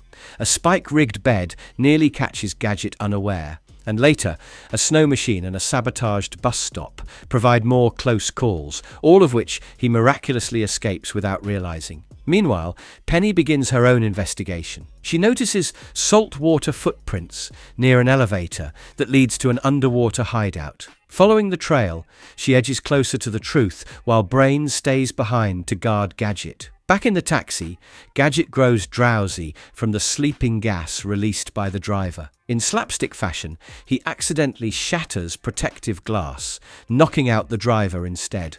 The car careens forward, barely avoiding a collision with a truck carrying explosives, before plunging straight into a hotel pool, Brain's intervention sparing disaster once again. While Gadget causes commotion topside, Penny infiltrates the hideout, only to be captured and locked in a scuba suit storage room. Using her wristwatch laser, she cuts her way free and reverses the elevator system with her computer book. The sabotage backfires, detonating explosives beneath Dr. Claw's own resort while leaving the island's other hotels unharmed.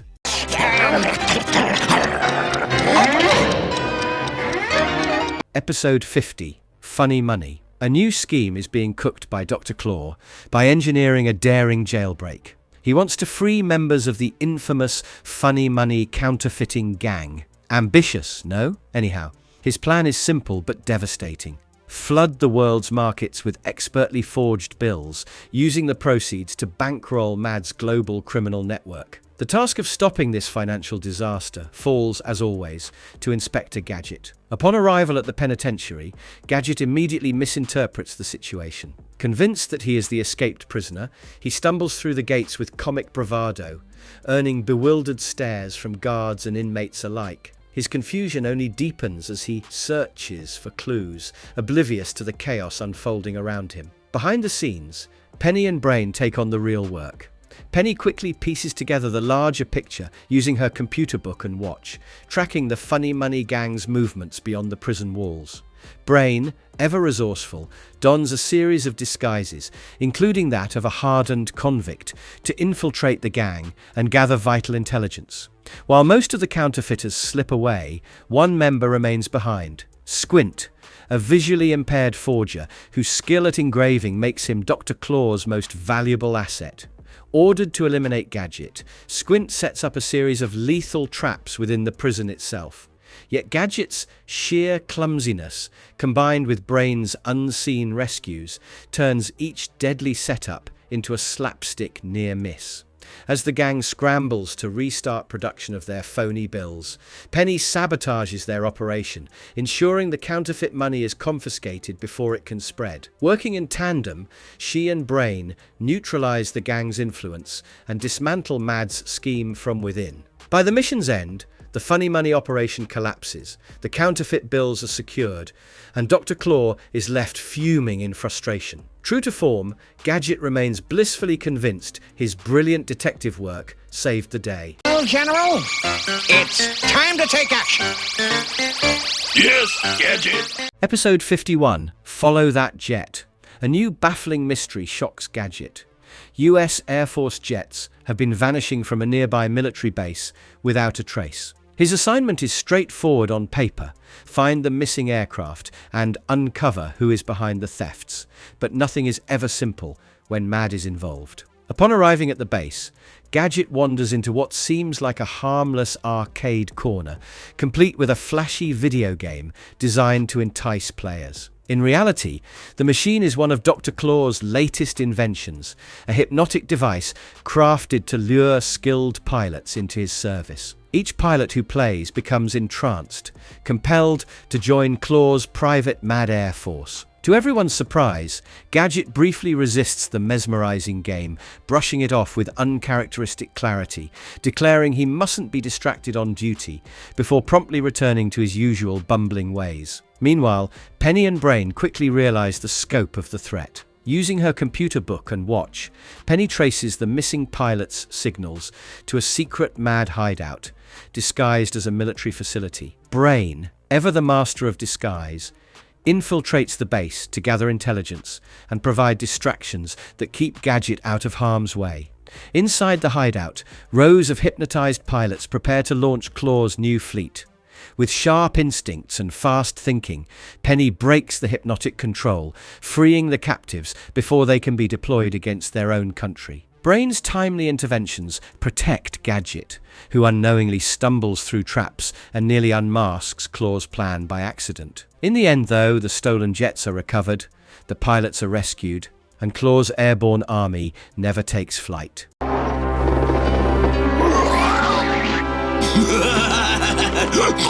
Episode 52, Dry Spell. Metro City bakes under a relentless heat wave, but the soaring temperatures are soon overshadowed by an even greater crisis. The taps run dry. Penny and Brain struggle in the sweltering apartment, only to discover that their stored bottles of water have mysteriously disappeared.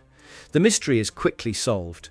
Inspector Gadget, thinking practically, had used the entire supply to wash the Gadgetmobile, blissfully unaware of the drought's severity. Chief Quimby appears in his usual eccentric fashion, this time hiding in a bird bath, and delivers Gadget's latest mission: investigate the Metro City reservoir to determine the cause of the sudden water shortage. Convinced he can handle it alone, Gadget sets off, but Penny and Brain quietly follow in the shadows. Meanwhile, Mad has already moved in on the crisis. Rick Boulder, aided by a squad of mischievous blue trolls, parades through the city in a massive water truck. Exploiting the desperation, they sell water at outrageous prices, $50 for a glass, hundreds for a single bottle.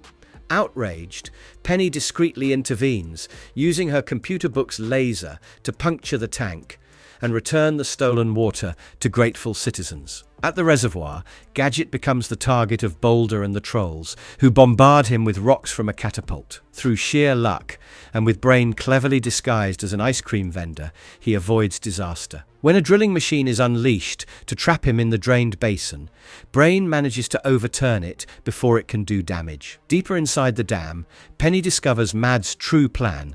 The water has been diverted into a hidden underground reservoir. Though briefly captured, she escapes and reprograms the system, restoring the city's supply. Dr. Claw retaliates by unleashing a flood, but Gadget's clumsy mishap at balancing rock inadvertently saves the city. The honor of blowing up, Gadget. Thank you. Episode 53, Smell Dorado. Gadget is sent to Fort Bricks, a heavily guarded vault overflowing with the nation's gold reserves. The assignment seems straightforward: protect the treasure. But the situation is unusual. Every bar of gold has developed a foul stench, baffling the authorities and creating panic. Unbeknownst to them, this is a plot by Mad, their operative. The sinister Dr. Stench has coated the vault's gold with a chemical designed to make it smell unbearable. The plan is simple yet clever.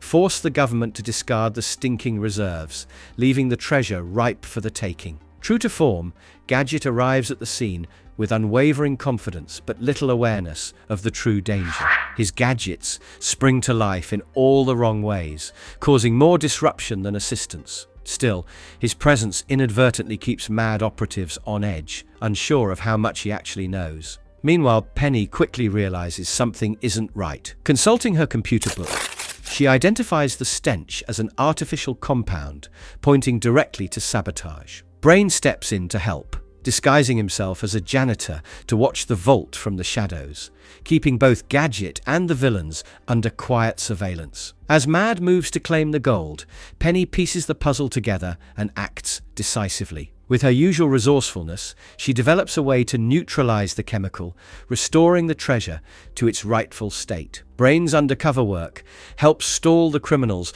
long enough for her plan to succeed. When the dust settles, the gold shines once more. Chief Quimby arrives to commend Gadget, who seems far more intrigued by the peculiar smell than the fact that a national crisis has been averted. From a distance, Dr. Claw seethes, already plotting revenge. I swear, I've never met anyone as accident-prone as you. Episode 54, Quimby Exchange. At Metro City Police Headquarters, Inspector Gadget, his niece Penny, and their loyal dog Brain are enjoying a rare moment of peace. The quiet is abruptly broken when nervous Nick Defecto, a jittery Mad agent, arrives unexpectedly to turn himself in. Declaring his defection from Dr. Claw's organization, Nick becomes an invaluable asset, holding secrets that could dismantle Mad's latest plans. Recognizing the importance of this development, Chief Quimby swiftly assigns Gadget the critical task of protecting Nick. Gadget, ever literal and clumsy in his heroics, takes the role of bodyguard to heart. His gadgets spring into action at all the wrong times, leaving chaos in his wake, but strangely enough, keeping Nick safe. Dr. Claw, enraged by the betrayal, retaliates by abducting Chief Quimby and imprisoning him in a frigid hideout within an abandoned ice factory. The stakes rise quickly. While Gadget bumbles through his mission, Penny senses Quimby is in grave danger. With Nick reluctantly tagging along, the group heads toward the icy fortress, fending off repeated sabotage attempts by mad operatives. Despite the hazards, Gadget's clumsy improvisations and Nick's nervous compliance somehow see them through. Inside the ice factory, Quimby remains trapped, frozen among the machinery. It falls to Penny and Brain to mount the real rescue. Penny uses her computer book to trace Quimby's exact location, while Brain, in a series of clever disguises, slips inside unnoticed. Penny disrupts the factory's controls, freezing the machinery mid-operation and throwing Dr. Claw's plans into disarray. In the resulting chaos, Quimby is freed. Gadget, Penny, and Nick stumble through the finale as heroes, foiling Mad's scheme once again. Who's the manager?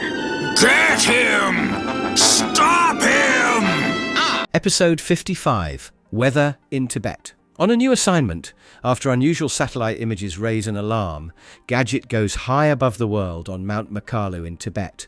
Trees appear to be blooming where snow should rain, a mystery far too suspicious to ignore. Chief Quimby suspects Mad involvement and orders Gadget to investigate the anomaly. Behind the disturbance lies Dr. Claw's latest scheme. Using a powerful weather control machine, fueled by rare crystals found only on the mountain, he plans to manipulate global climates. His ultimatum is simple: pay his ransom or face devastating snowstorms across the world's cities. Oblivious to the larger threat, Gadget embarks on his journey to Tibet with his characteristic mix of confidence and confusion. Misguided gadgets, comical travel blunders, and slapstick mishaps mark his path, while Penny and Brain quietly trail behind, prepared to uncover the truth. On the treacherous slopes of Mount Makalu, Gadget's clumsiness nearly leads to disaster. He is saved by Taboo, a kind-hearted local boy who, impressed by Gadget's spirit,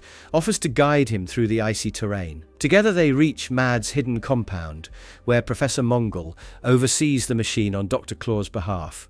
In a series of chaotic missteps, Gadget accidentally undermines the operation. Mistaking the machine's crystal for a chunk of ice, he swaps them, unknowingly disabling the device.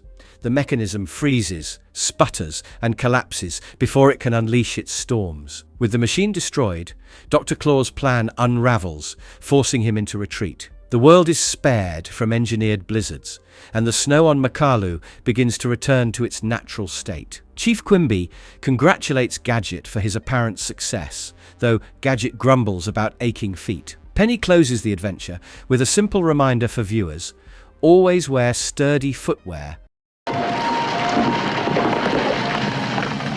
Episode 56, Unhinged. From Metro City to England, several solar energy scientists mysteriously vanish while working near the ancient site of Stonehenge. With the project stalled and suspicions of sabotage rising, Gadget is tasked with uncovering the truth. Penny arrives ahead of her uncle and immediately notices strange figures dressed as druids wandering the area. Meanwhile, Gadget secures a lift from a cheerful Scotsman named Pete, unaware that Pete is actually a mad agent in disguise. Attempting to derail the investigation, Pete lures Gadget toward a dangerous peat bog by sheer luck and the malfunctioning inflation of his gadget coat. Gadget bounces free of the trap, none the wiser, to the danger. At a quiet inn, Gadget encounters Dr. Flashpan, one of the missing scientists. Pete tries to stir suspicion of the druids, but Flashpan shrugs it off. Soon after, however, the scientist is abducted by the same cloaked figures. Later that night, Pete makes another attempt on Gadget's life by planting explosives in his room, but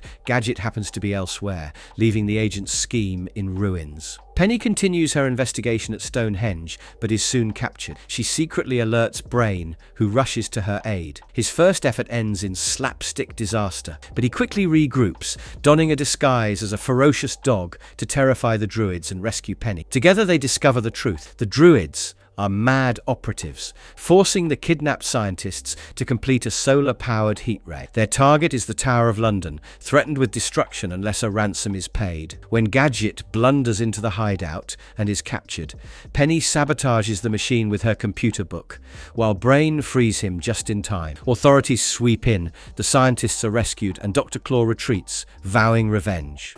Oh no!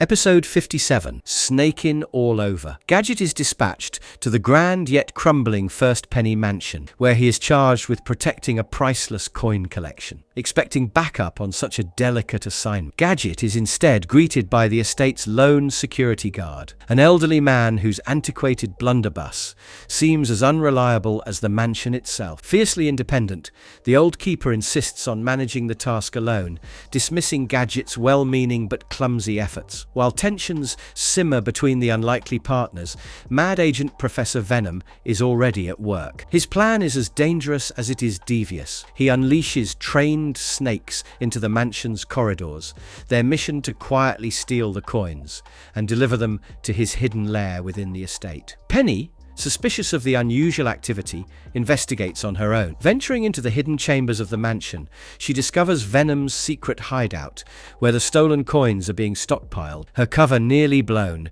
Penny narrowly escapes, though her computer book is almost destroyed in the process. She flees to the attic, only to find herself cornered by several of Venom's serpentine accomplices. Faced with danger, Penny relies on her sharp mind and quick improvisation. With clever resourcefulness, she turns the attic environment to her advantage, neutralizing the snakes and putting an end to their pursuit. Meanwhile, Gadget, still partnered, albeit reluctantly, with the grizzled guard, stumbles into the fray. In a chaotic but effective finale, the duo manages to apprehend Professor Venom and secure the collection. As order is restored, Chief Quimby arrives to commend Gadget on another successful mission. For once, Gadget acknowledges the unusual teamwork that made the victory possible.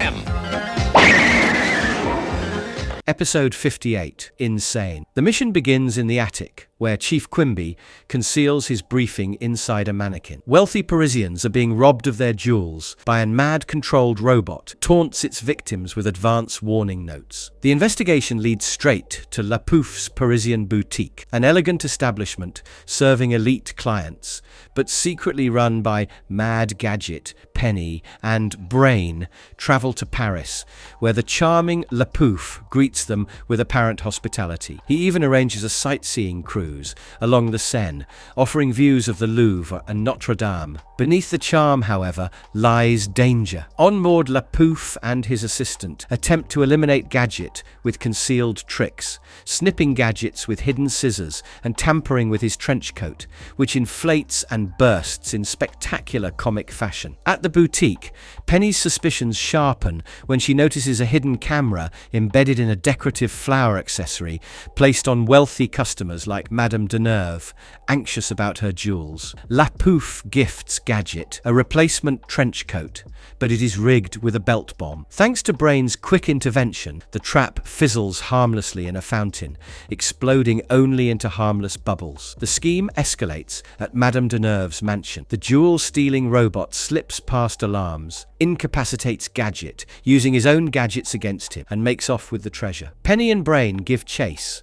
following the trail to a getaway van that delivers the spoils to a submarine concealed in the Seine. In a chain of comic mishaps, Gadget inadvertently disrupts the pursuit, while Penny seizes control of the situation, forcing the submarine to surface. Police swiftly apprehend La Pouf, his accomplice, and recover the jewels. Quimby congratulates Gadget, while Dr. Claw, watching from afar, swears revenge. The mission ends with a Parisian vacation, punctuated by Gadget destroying yet another trench coat, this time while petting a stray dog. Gadget is too much. Episode 59, Tree Guesses. Gadget and Penny set off for a relaxing trip to the Canadian wilderness, bound for the scenic Thunderbird Park. Their peaceful vacation is quickly interrupted when Chief Quimby delivers a mission. Dr. Claw has created a devastating chemical spray capable of rotting wood within moments, threatening forests and wooden structures worldwide unless a ransom is paid. The danger is close at hand. Mad agents Pierre Lee Chop and Sven Svensson, posing as lumberjacks, have been assigned to transport the formula from a remote sawmill hidden deep in the forest. Gadget, as always, takes the lead with boundless confidence but little awareness, his clumsy attempts at investigation inadvertently putting him and the surrounding wildlife in greater peril. While Gadget stumbles, Penny and Brain quietly step into action. Penny, equipped with her computer book, traces the source of the chemical to the sawmill. Brain supports her in disguise, shifting from a convincing beaver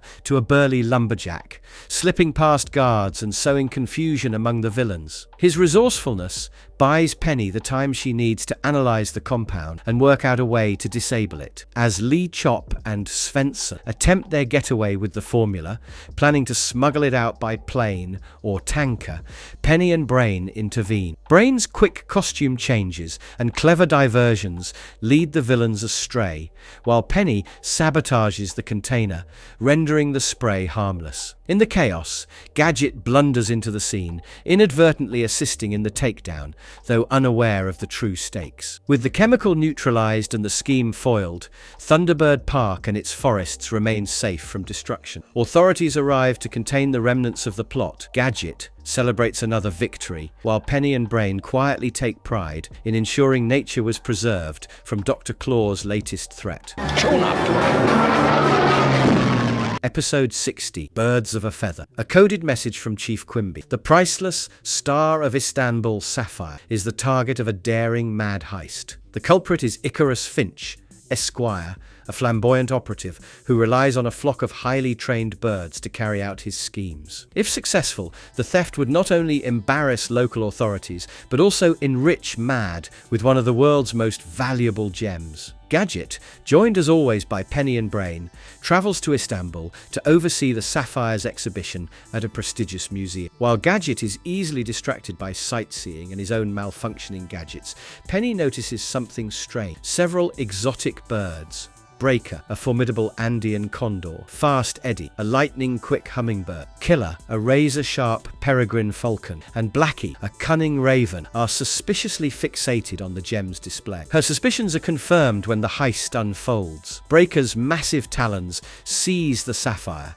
Fast Eddie whirls about to confuse onlookers, while Killer and Blackie provide aerial cover. In perfect formation, the birds escape the museum, soaring over the city in a coordinated robbery engineered by Finch. With Gadget distracted, Penny and Brain spring into action. Penny calculates the birds' flight paths with her computer book, while Brain dons a disguise to divert the flock and create confusion. As the chase leads skyward, Gadget, entirely unaware of the danger, accidentally activates one of his gadgets, perhaps a helicopter hat or a spring-loaded net. By sheer luck, he intercepts the birds mid-flight, sending the sapphire tumbling safely back into Penny's hand. The Star of Istanbul is returned to its rightful place, and Finch is apprehended by authorities. Chief Quimby arrives to commend Gadget, who accepts the praise wholeheartedly, blissfully unaware that Penny and Brain once again ensured the mission's success.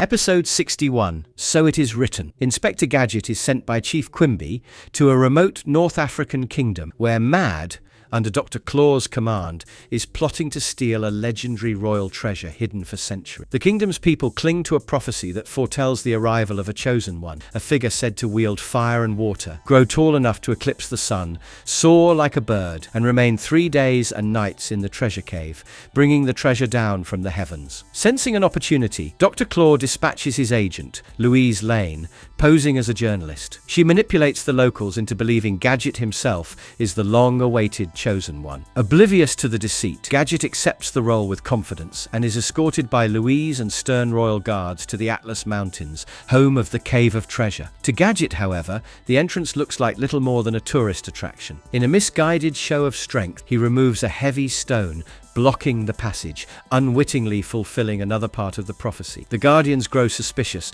and nearly sentence Gadget to death before Penny and Brain intervene. Penny, with her computer book, cleverly creates a sandstorm distraction, while Brain rescues Gadget from certain doom. Inside, Gadget and Louise push through a gauntlet of booby-trapped corridors, shadowed by Brain in disguise. Penny, seeking another way in, stumbles into a pit that delivers her straight to the treasure chamber. Louise works to delay Gadget, insisting he remain in the cave to fulfill the prophecy's final condition. Meanwhile, mad agents descend by helicopter to airlift the treasure. Penny hacks into the helicopter's controls, sending it sputtering and spilling the treasure back into local hands. Chief Quimby arrives in time to arrest Louise and the agents.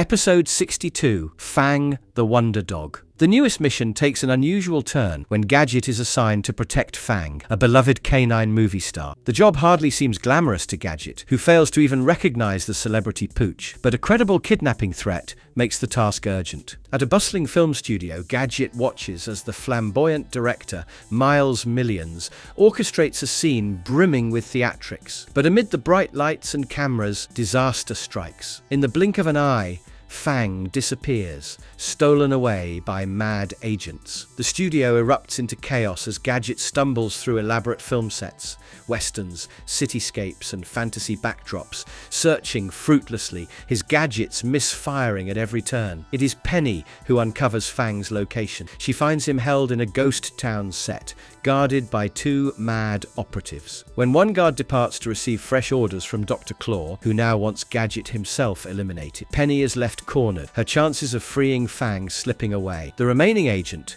believing Fang unconscious from a gas, drags the dog to a burning building set, prepared for a dramatic ransom exchange. But Fang revives just in time, his natural instincts sending the henchmen fleeing in terror. Penny tracks them down, forging a silent partnership with the courageous animal. The plan soon unravels. The agent returns armed with a flamethrower, accidentally igniting the set in a fiery spectacle. Penny leaps into a nearby water tank, Fang following close behind.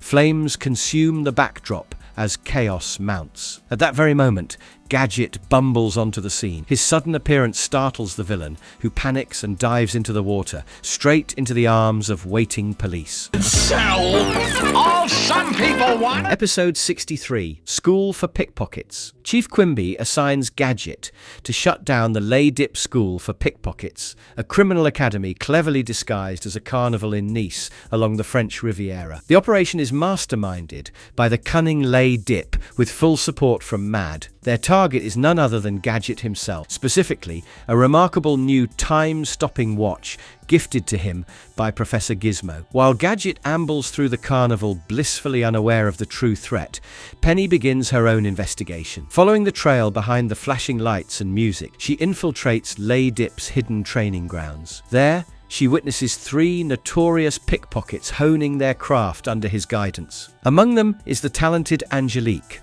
who quickly outshines the others. Penny's cover is blown, and she is captured, the criminals threatening her in their determination to seize the prized watch. Meanwhile, Gadget meanders through the carnival's makeshift campus, misinterpreting the chaos around him. One student fails miserably and is expelled, but Angelique rises to the top, prepared to execute the heist during the day's grand parade. As the celebration unfolds, Gadget inflates his gadget coat to see above the crowds, bobbing like a balloon until Angelique fires a crossbow and punctures it. She swoops in for the watch, but stumbles over Brain, disguised as a balloon vendor. In a flash of inspiration, Brain uses a helium tank to inflate her elaborate angel costume, sending her floating skyward. Penny escapes and joins the pursuit. In the ensuing scramble, Gadget mistakenly targets innocent parade-goers, but Penny manages to recover the watch from Angelique. Laydip attempts to wield it himself, only to trap his own movements in time. Brain deftly swaps watches,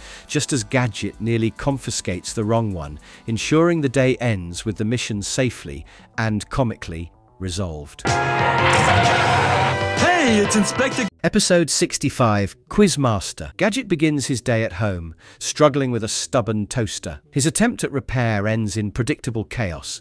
He short-circuits the house, causes a blackout, and ruins the appliance beyond saving. Before he can cause further damage, Chief Quimby interrupts with a new mission: safeguard a valuable shipment of armored cars targeted by MAD. At the same time, Penny notices an alarming news story. Joe Noodle, a freshly crowned champion of the hit game show Quizmaster, inexplicably robs an armored car and is arrested on the spot. Penny digs deeper and uncovers a disturbing trend. Several recent winners of the show have committed similar crime. Convinced that the pattern points to something larger, she directs Brain to escort Gadget to the television studio, ensuring he's in the right place to intercept the scheme. True to form, Gadget arrives still preoccupied with his toaster fiasco, and somehow winds up as a contestant on Quizmaster. Meanwhile, Penny pieces together the truth. Dr. Claw and the show's host are behind the plot, employing a sinister hypnotic device known as the Cone of Seclusion. Its power,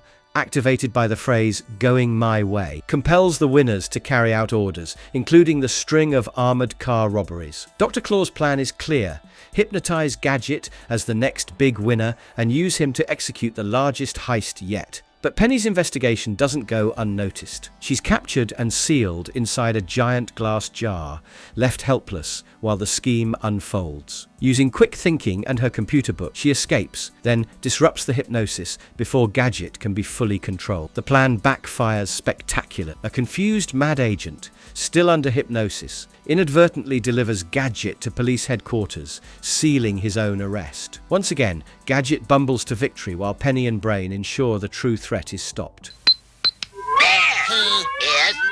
Season 2, 1985. Episode 1, Gadget in Mini-Madness. Dr. Dummkopf, one of MAD's more eccentric inventors, unveils his latest creation, a pack of 5 tiny, imp-like creatures he calls the Linguinis. Small, sharp-toothed, and brimming with mischief, their mission is simple yet sinister: infiltrate Inspector Gadget's home and eliminate him once and for all. Chief Quimby intercepts word of the plot and urgently briefs Gadget, warning him of an imminent attempt on his life. For once, the inspector takes the warning seriously and fortifies his house, convinced that any threat will come from the outside. What he doesn't realize is that the real danger is already on its way in. Using their cunning, the Linguinis launch their infiltration. One disguises itself as a nurse and easily slips past Gadget's guard. Once inside, the facade quickly drops. Brain is the first to witness the startling transformation as the seemingly harmless visitor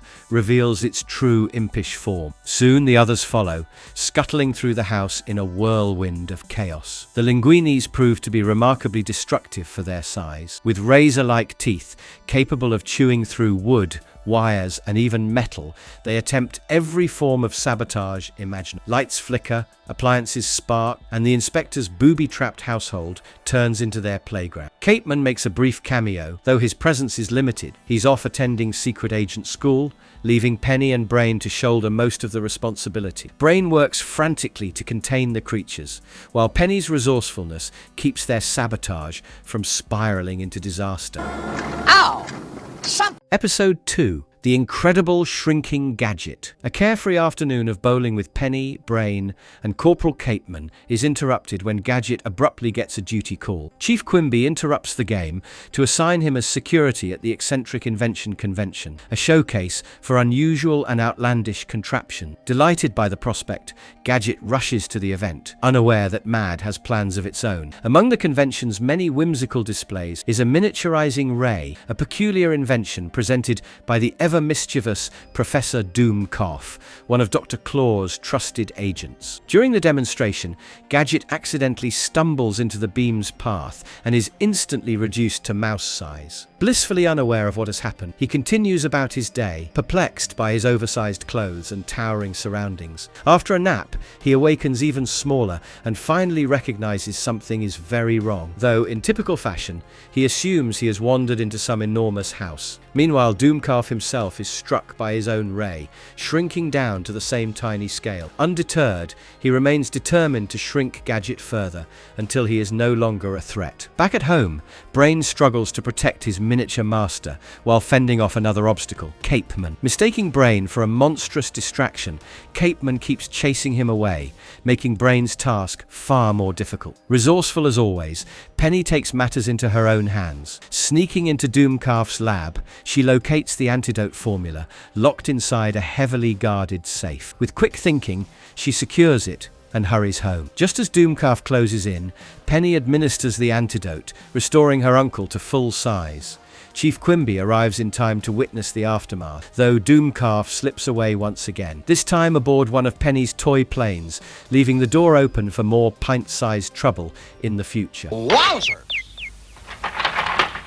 Episode 3, Gadget Meets the Grappler. Gadget embarks on the glamorous Oriental Express mystery tour, billed as part press appearance and part holiday. The excitement is quickly cut short when Chief Quimby delivers urgent news. Mad has hatched yet another plot to eliminate him during the journey. At the center of the scheme is Professor Doomcarf, also known as Doomkop, who unveils his latest creation, the Grappler. This hulking brute, dim-witted but incredibly strong, possesses an unnerving appetite for metal, tearing through steel and machinery with ease. Disguised as a cleaning man, the Grappler infiltrates Gadget's home before the trip. True to form, Gadget mistakes the intruder for a harmless housekeeper. Penny, however, quickly identifies his true nature and uncovers a vital clue: the Grappler's fondness for tidbits, a treat that can distract him from his destructive mission. With the train journey underway, the Grappler travels alongside Gadget, while Brain follows in secret to keep the inspector safe. Soon, mad sabotage begins. Train couplings snap, cars detach, and runaway coaches threaten to crash directly into Penny and Corporal Cape. In a frantic moment, Brain diverts one of the coaches, while Capeman manages a lucky track switch that spares them both. On board, the Grappler's strength is offset by his clumsiness, and each attempt on Gadget's life backfires thanks to Brain's subtle interference. In one wild mishap, Gadget is even flung from the train, only to land directly in Chief Quimby's arms aboard a handcar pumping along the tracks. Meanwhile, Penny seizes the opportunity to turn the tide. Using her computer book, she disrupts Dr. Claw's hold over the Grappler. Appealing to his appetite for tidbits, she lures him away from Mad's destructive mission. Episode 4, Focus on Gadget. The day begins in typical fashion. Penny and Brain enjoy breakfast while Gadget fusses over his morning shave. The calm is interrupted by the shrill ring of his Gadget phone. High above, Chief Quimby, disguised as a stone gargoyle on the roof, delivers a new assignment. Mad agents are plotting to steal gold from the National Reserve, and it's up to Gadget to stop them. On his way to the reserve, Gadget crosses paths with Corporal Capeman, who is eager to prove himself as a superhero sidekick. Gadget initially waves him off, but Capeman's persistence pays off. By the time they reach their destination, Gadget has relented and allows him to tag along. At the reserve, chaos is already underway. Mad agents, aided by a mysterious ninja, have overpowered the guards and made off with the gold. Gadget stumbles into the vault where the criminals have left a hidden bomb. Completely unaware of the danger, he fumbles with his gadgets and, by sheer luck, defuses the device before it detonates. Meanwhile, Brain uses his stealth to track the thieves, while Capeman charges in with boundless enthusiasm. Together, the unlikely duo manages to stall the mad agents long enough for Penny and Chief Quimby to arrive. The stolen gold is recovered, though the ninja slips away into the night. Later that evening, the elusive ninja infiltrates Gadget's home to finish the job. But the inspector's booby-trapped household gadgets and Capeman's presence spring into action, inadvertently foiling the intruder's plans and driving him off. By the following morning, life had returned to normal. Over breakfast, Gadget delivers one of his earnest lectures, warning Penny and Capeman about the dangers of loose clothing when cycling, particularly capes, which he insists could flap about with disastrous results. If you don't fasten your seatbelt. Episode 5. Mad in the Moon. The trio and Corporal Capeman begin their day with a quiet outing to a planetarium light show. The tranquility doesn't last long. Chief Quimby suddenly appears with urgent news. Dr. Claw has hatched a bizarre new scheme, turning the moon into a billboard for evil. His super plan is to transform the lunar surface into the colossal MAD logo, a sinister emblem visible from Earth. To carry out this audacious vision, Claw enlists his hapless scientists, the twin brothers Null and Void. Their invention is a series of bomb-like devices disguised as harmless Cupid dolls. When detonated in precise formation across the moon, the explosions would carve the dreaded MAD insignia for all to see. Eager to prove himself, Gadget accepts the mission and, with Capeman's overeager help, modifies the Gadget mobile into a lunar rover.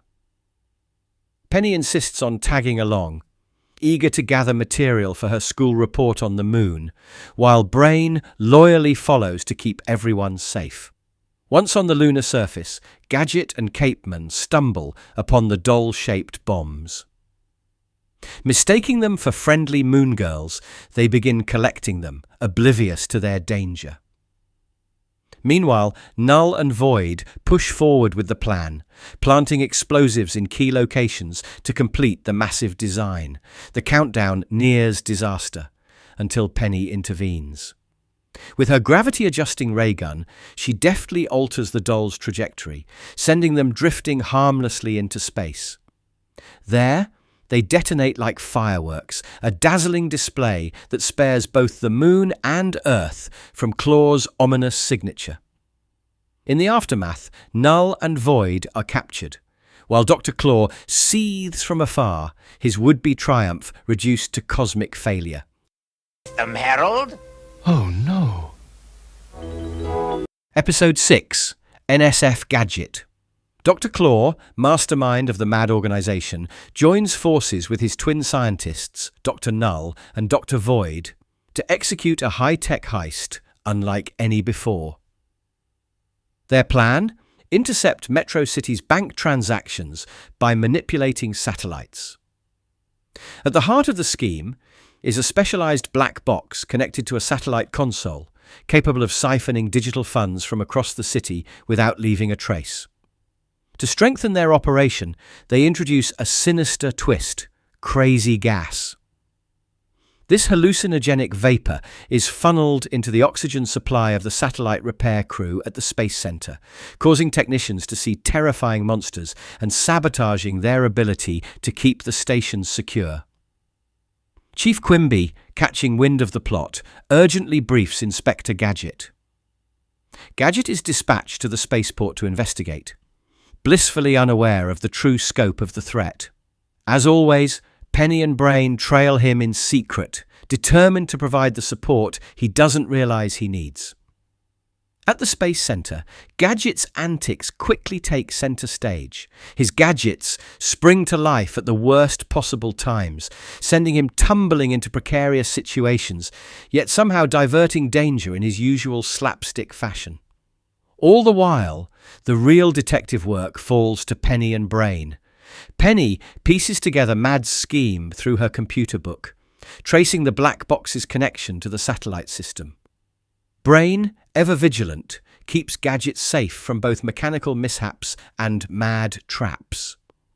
In the nick of time, Penny manages to disrupt the black box's control, unraveling Null and Void's carefully laid plan. The banking system is secured, the crazy gas dissipates, and MAD's operation collapses. Gadget, as always, remains convinced his clumsy efforts saved the day, never realizing it was Penny's intelligence and Brain's loyalty that kept Metro City safe. You mad agent? Episode 7. Magic Gadget. Inspector Gadget's latest adventure begins with what appears to be a stroke of luck. 3 complimentary tickets to a dazzling magic show by the world-famous Great Wambini and his equally mysterious assistant, the Lesser Wambini. Delighted, Gadget accepts the gift without a second thought. Penny, however, grows suspicious. Her computer sleuthing soon uncovers the truth.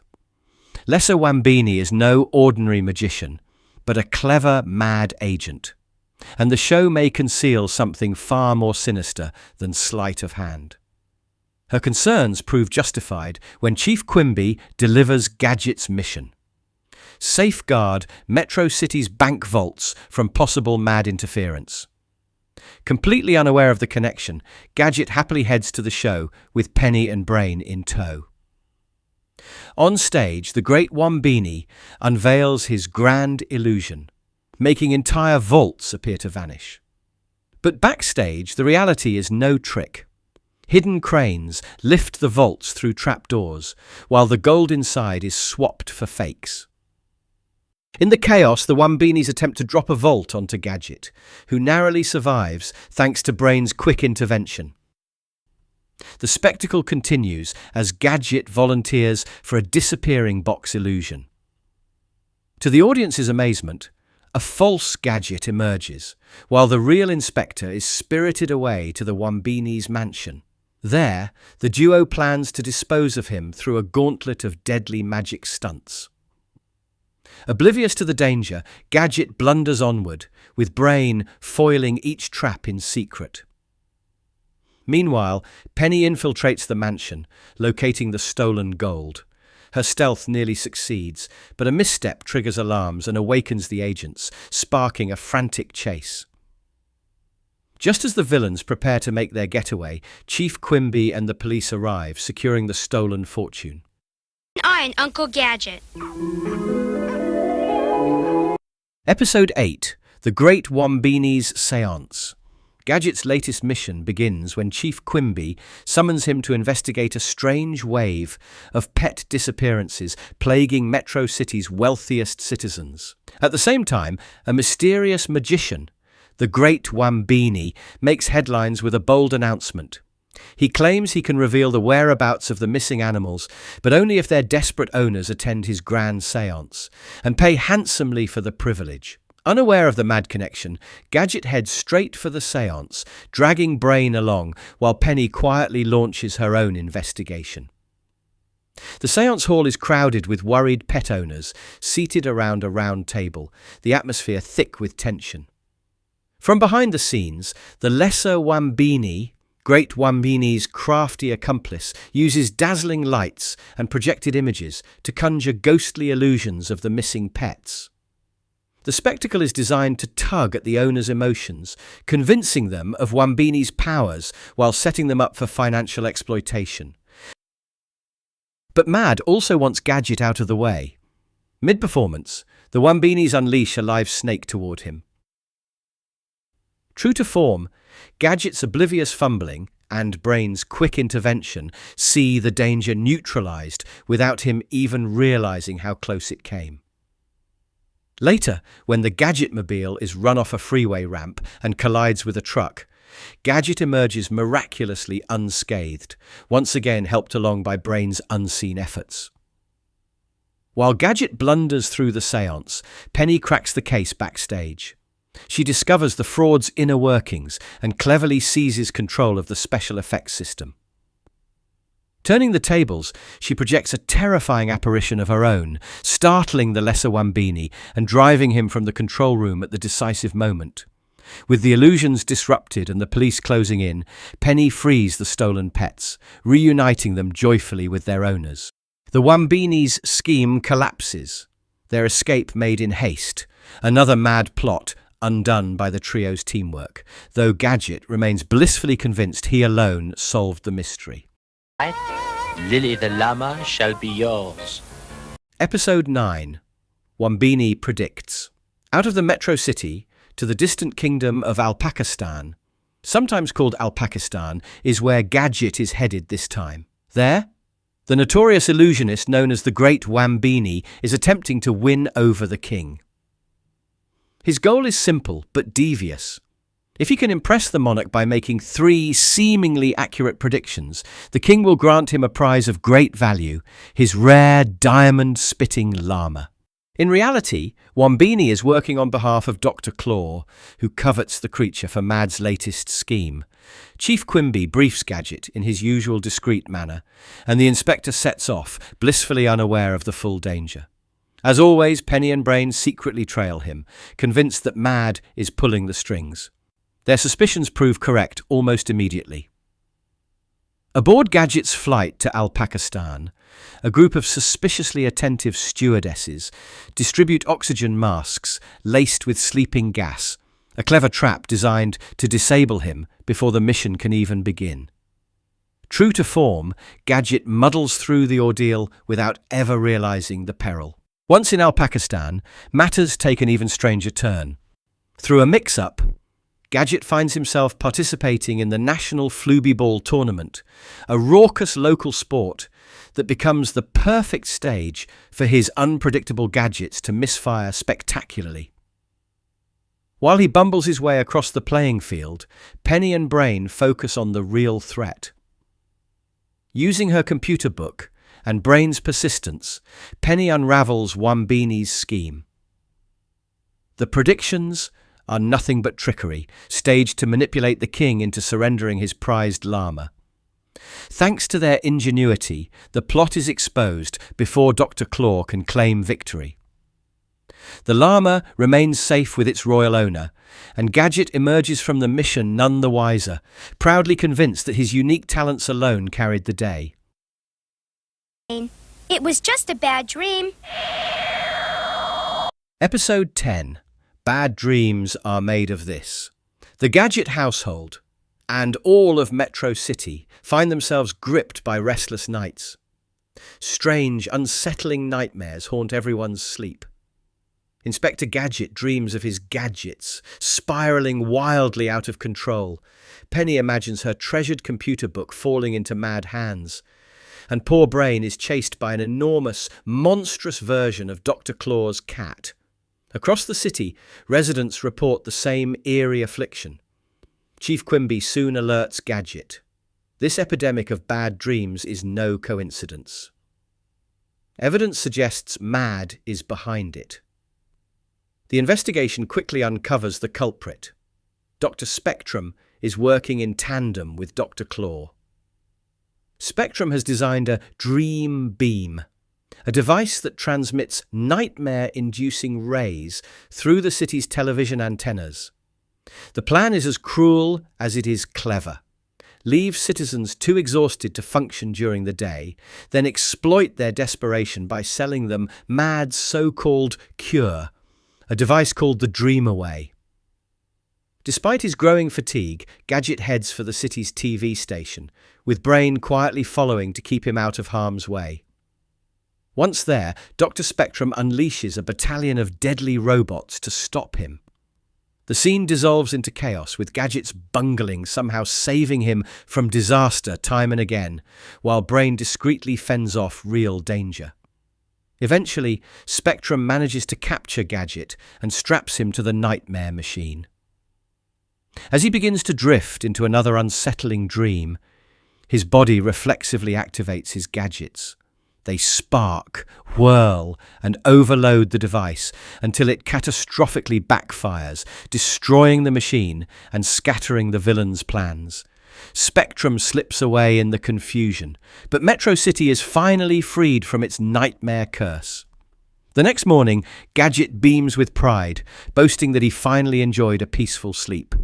Penny, however, has to pull him back to reality, snatching away a metal knife just before he absent-mindedly sticks it into a live toaster. Oh, there you are, Chief. How did you get in there, Chief? Episode 11. Ghost Catchers. Inspector Gadget's latest assignment begins with an unusual twist.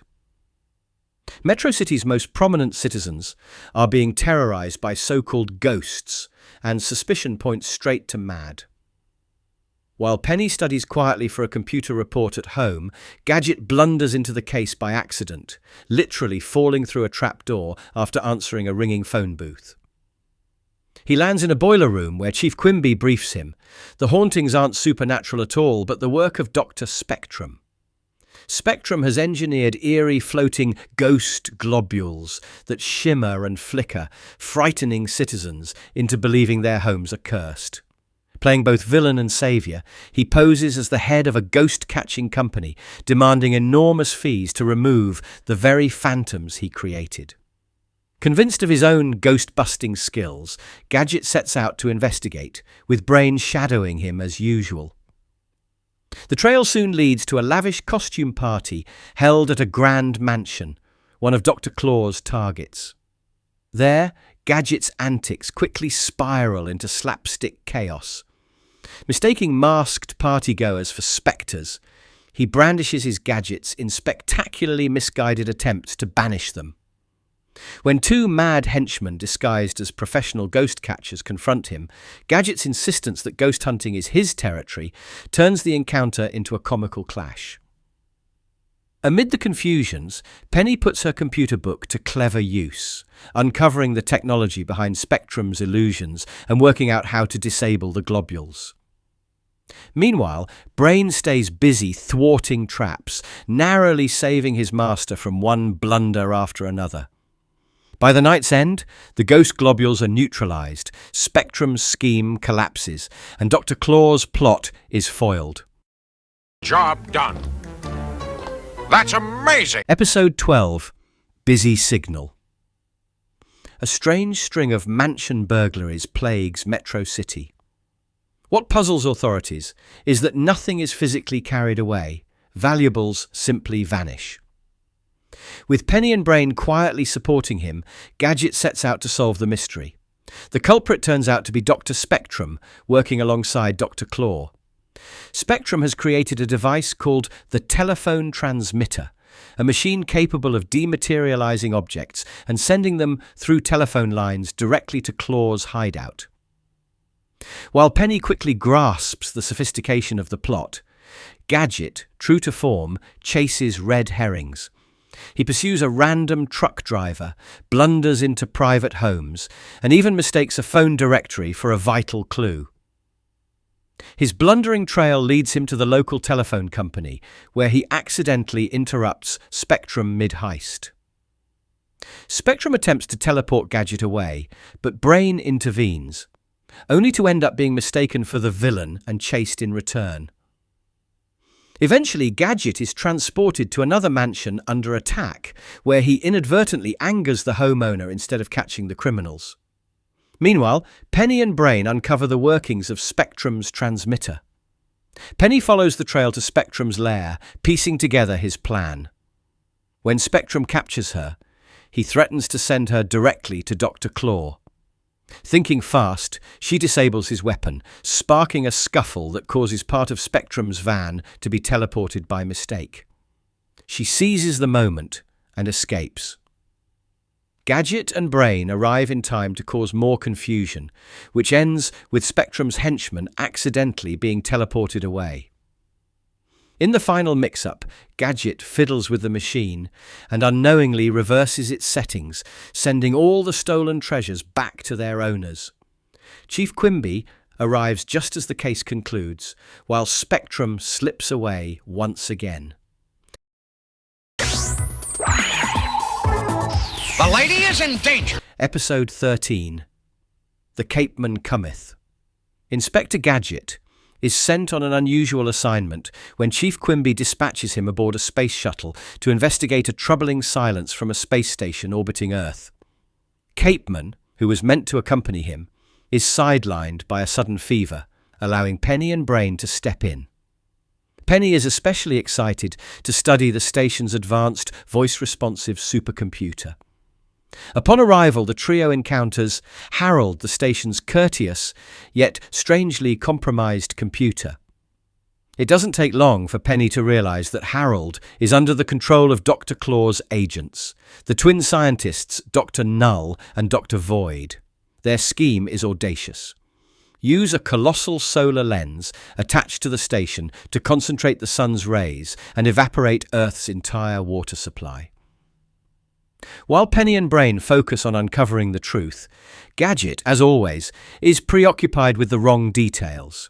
He fusses with service droids, mistakes technical instructions for space protocol, and even detaches one of his robotic hands at a machine's suggestion, all while believing he's fulfilling his mission flawlessly. Behind the scenes, Penny discovers that Harold has a hidden override that can restore his independence. With Brain's help, she reactivates it, freeing the supercomputer from the twins' control. Once liberated, Harold destroys the solar lens and releases the station's crew, who had been imprisoned by Null and Void. As the plan unravels, the villainous twins flee in a detached station module, only to be scooped up moments later by Dr. Claw in his space cruiser. True to form, Claw vanishes into the darkness of space, leaving only his frustration behind.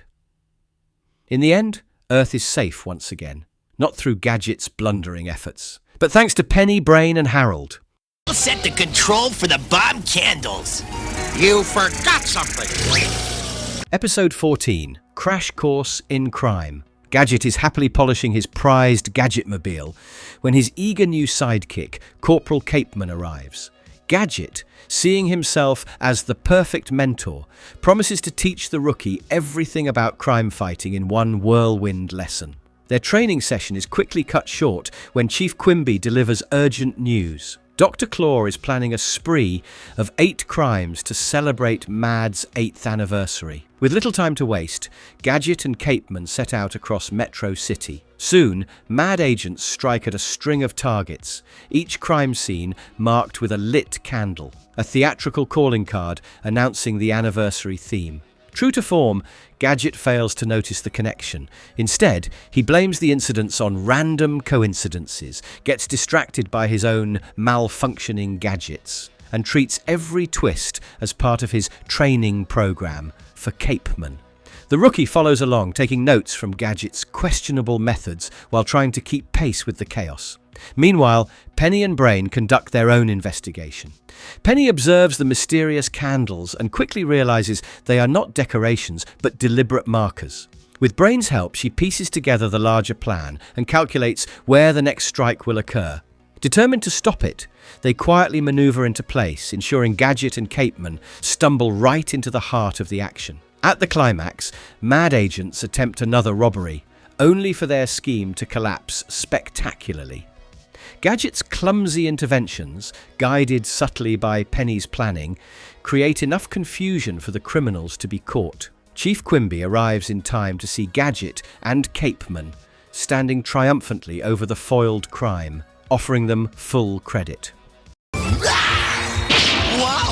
My final flight test! Yeah! Episode 15, Gadget's Gadgets. In this lively adventure, Inspector Gadget resumes his role as mentor to the ever-eager Corporal Capeman. Their lesson in crime fighting is cut short when Chief Quimby delivers troubling news. Mad is hatching a fresh scheme. At the same time, Penny's computer book detects suspicious activity, confirming Quimby's warning. The culprits soon reveal themselves. 2 Mad agents, disguised as doctors, arrive in an ambulance and swiftly spirit Gadget and Capeman away to a so-called hospital. Behind the facade, the villains, led by the eccentric Dr. Noodleman, intend to strip Gadget of his built-in arsenal. Capeman, more hindrance than help, finds himself banged up in the process, while Penny and Brain discreetly follow the ambulance to uncover the truth. Inside the phony hospital, Mad's plan is set into motion. Noodleman and his team try everything to dismantle Gadget's endless supply of gizmos, but their efforts are undermined by Gadget's own hapless blunders and Capeman's clumsy attempts at bravery. Brain adds to the chaos by slyly sabotaging the operation at every turn. Meanwhile, Penny faces her own challenge after being captured by a mad nurse. Locked away from her crucial computer book, she cleverly uses her wristwatch to crack the code of a safe containing it. Once reunited with her device, Penny regains the upper hand. With quick thinking, She triggers Gadget's inflatable coat, launching a chain reaction that helps them break free from confinement. Acting swiftly, Penny alerts Chief Quimby and brings Capeman back into the action. Together, they corner Noodleman and his accomplices just as the scheme collapses. Frustrated and humiliated by his failure to dismantle even a single gadget, Noodleman has a meltdown before being hauled off in defeat. Once again, Penny's ingenuity and Brain's resourcefulness ensure victory, while Gadget unwittingly takes the credit for saving the day. Go for a little ride. Episode 16, Tyrannosaurus Gadget. Dr. Claw, with the help of his assistant Thelma Bodkin, launches a plot unlike any other. Erase Inspector Gadget from existence by targeting one of his ancestors. To accomplish this, they employ a time machine capable of releasing dinosaurs into the past, disrupting Gadget's family line, and creating chaos in Metro City. Chief Quimby delivers the alarming news to Gadget at the museum, while Professor von Slickstein unveils the very time machine that can counter Claw's scheme. Determined to protect history, Gadget recruits Penny and Brain to join him on the perilous mission. The trio's time-traveling journey, however, goes awry. Instead of landing in the intended era, they arrive in a prehistoric age populated by cavemen. Gadget quickly finds himself playing the hero, rescuing one from a saber-toothed tiger, only to discover the man is his own ancestor. This ancestor lives with a cave girl niece, uncannily resembling Penny, and a woolly mammoth version of Brain, completing the odd family connection.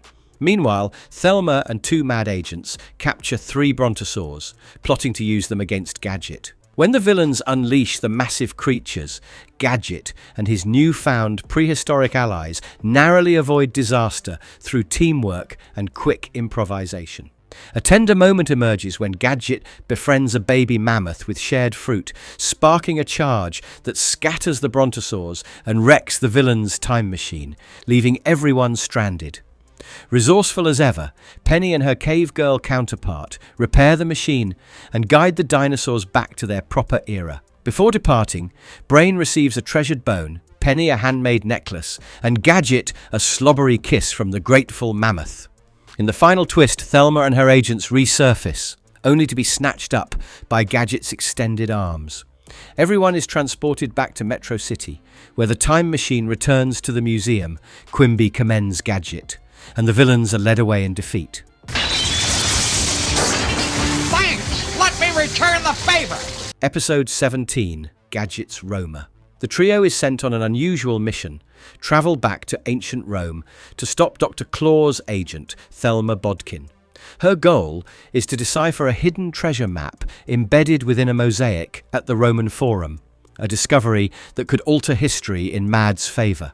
Upon arrival, the trio encounters Gadgetorum, Gadget's well-meaning but clumsy Roman ancestor, who happens to be a gladiator. Eager to help, he joins their quest, though his bumbling nature often creates as many problems as it solves. Together they navigate the busy streets of Rome, trying to stay one step ahead of Thelma while blending into the ancient world. Their pursuit soon leads them to the Colosseum, where Gadget's antics disrupt a gladiatorial contest, sending the arena into chaos. While Gadget unwittingly becomes the centre of attention, Penny and Brain focus on the true task, decoding the mosaic before Thelma can claim its secrets. Working carefully, Penny pieces together the hidden message, while Brain keeps a watchful eye on Thelma's movements. Just as the villainess makes her move to escape with the treasure's location, Penny and Brain intervene. Gadget, stumbling into the fray at the perfect moment, adds to the confusion and unwittingly prevents her escape. Ultimately, Thelma's plan collapses. Thanks to Penny's cleverness, Brain's resourcefulness, and Gadget's accidental heroics, the treasure remains safe. The team returns to the present, confident that history has been preserved and Mad's scheme thwarted once more.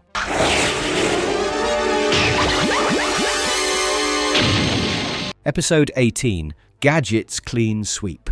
Dr. Claw devises a scheme that reaches back through history, sending his agent Thelma Bodkin to 19th century London with 2 objectives: steal the crown jewels and erase Inspector Gadget from existence by eliminating his ancestors, Chimney and Char Gadget. Chief Quimby quickly uncovers the plot and dispatches Gadget, Penny, and Brain through a time machine, warning them they must return within 4 hours. Once in London, Gadget is immediately sidetracked when he meets his great-grandparents. Delighted by the family connection, he loses sight of the mission, leaving Penny and Brain to quietly monitor the situation.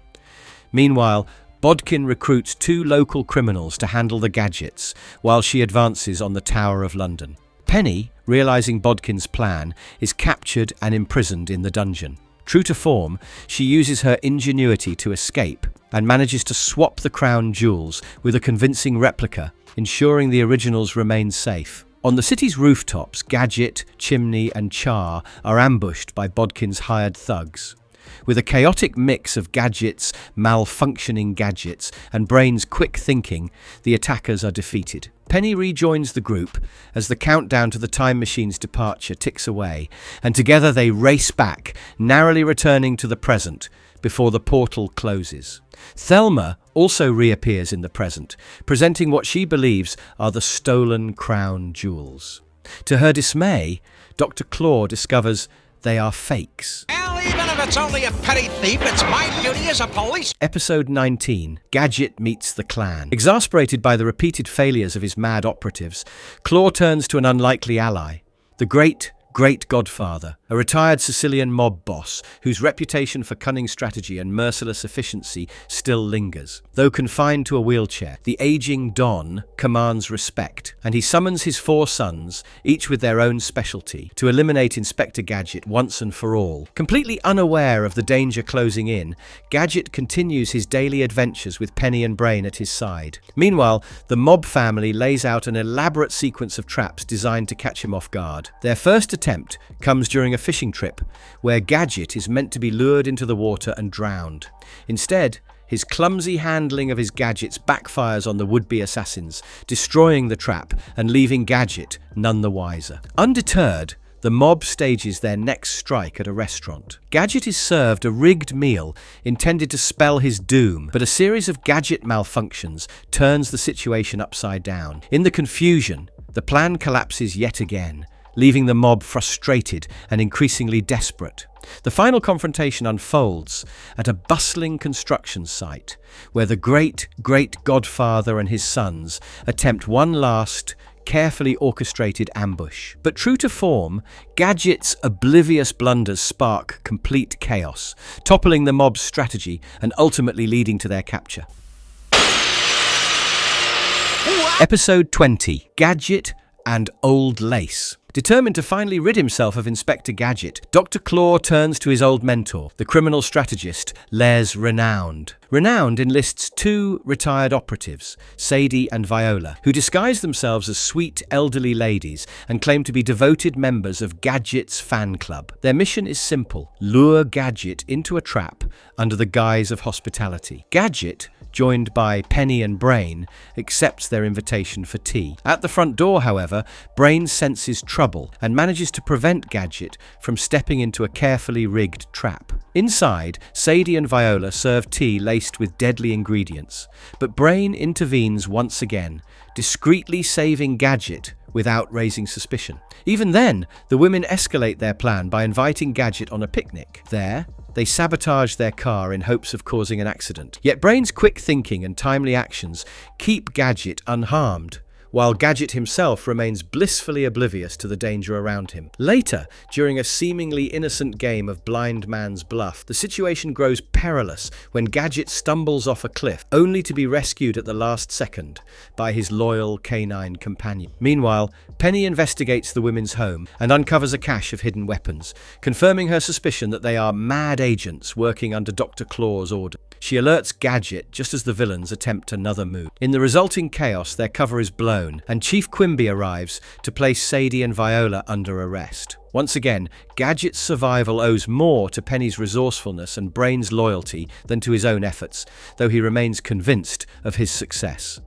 Fire!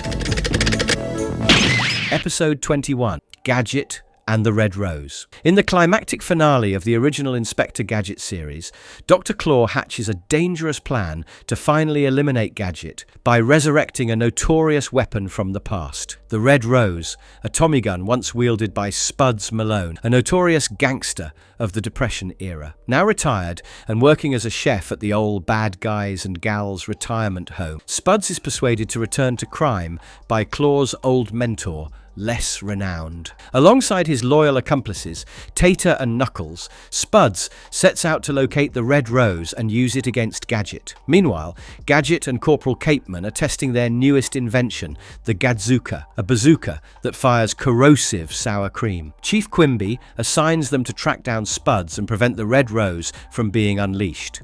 Their investigation leads them to the retirement home, where Spuds has prepared a trap involving a potato-based weapon. In typical fashion, Gadget's clumsiness and Capeman's interference turn the plan into a chaotic kitchen disaster, inadvertently saving themselves while thwarting the gang's immediate efforts. As Spuds and his crew continue searching for the Red Rose, Penny uses her computer book to pinpoint its hidden location within the retirement home. With precise timing, she remotely disables the weapon, rendering it harmless. When Spuds attempts one final strike, Penny's intervention ensures the Red Rose cannot fire. Later, Chief Quimby arrives to apprehend Spuds, Tater and Knuckles, bringing their criminal escapades to an end. Dr. Claw, as always, escapes, leaving Gadget blissfully unaware of just how close he came to danger, while Penny and Brain quietly take credit for yet another mission completed. With that, we wrap up the crazy antics of Inspector Gadget. Now, while the show wasn't exactly hailed as groundbreaking television by critics when it first aired, it quickly earned a reputation as a fun, quirky cartoon that kids couldn't get enough of. Reviews at the time often pointed out its formulaic plots and goofy humor, but that didn't stop the show from becoming a global hit, airing in over 100 countries and cementing itself as a staple of 80s animation. Over the years, its legacy has only grown, inspiring spin-offs, reboots, video games, and even live-action films.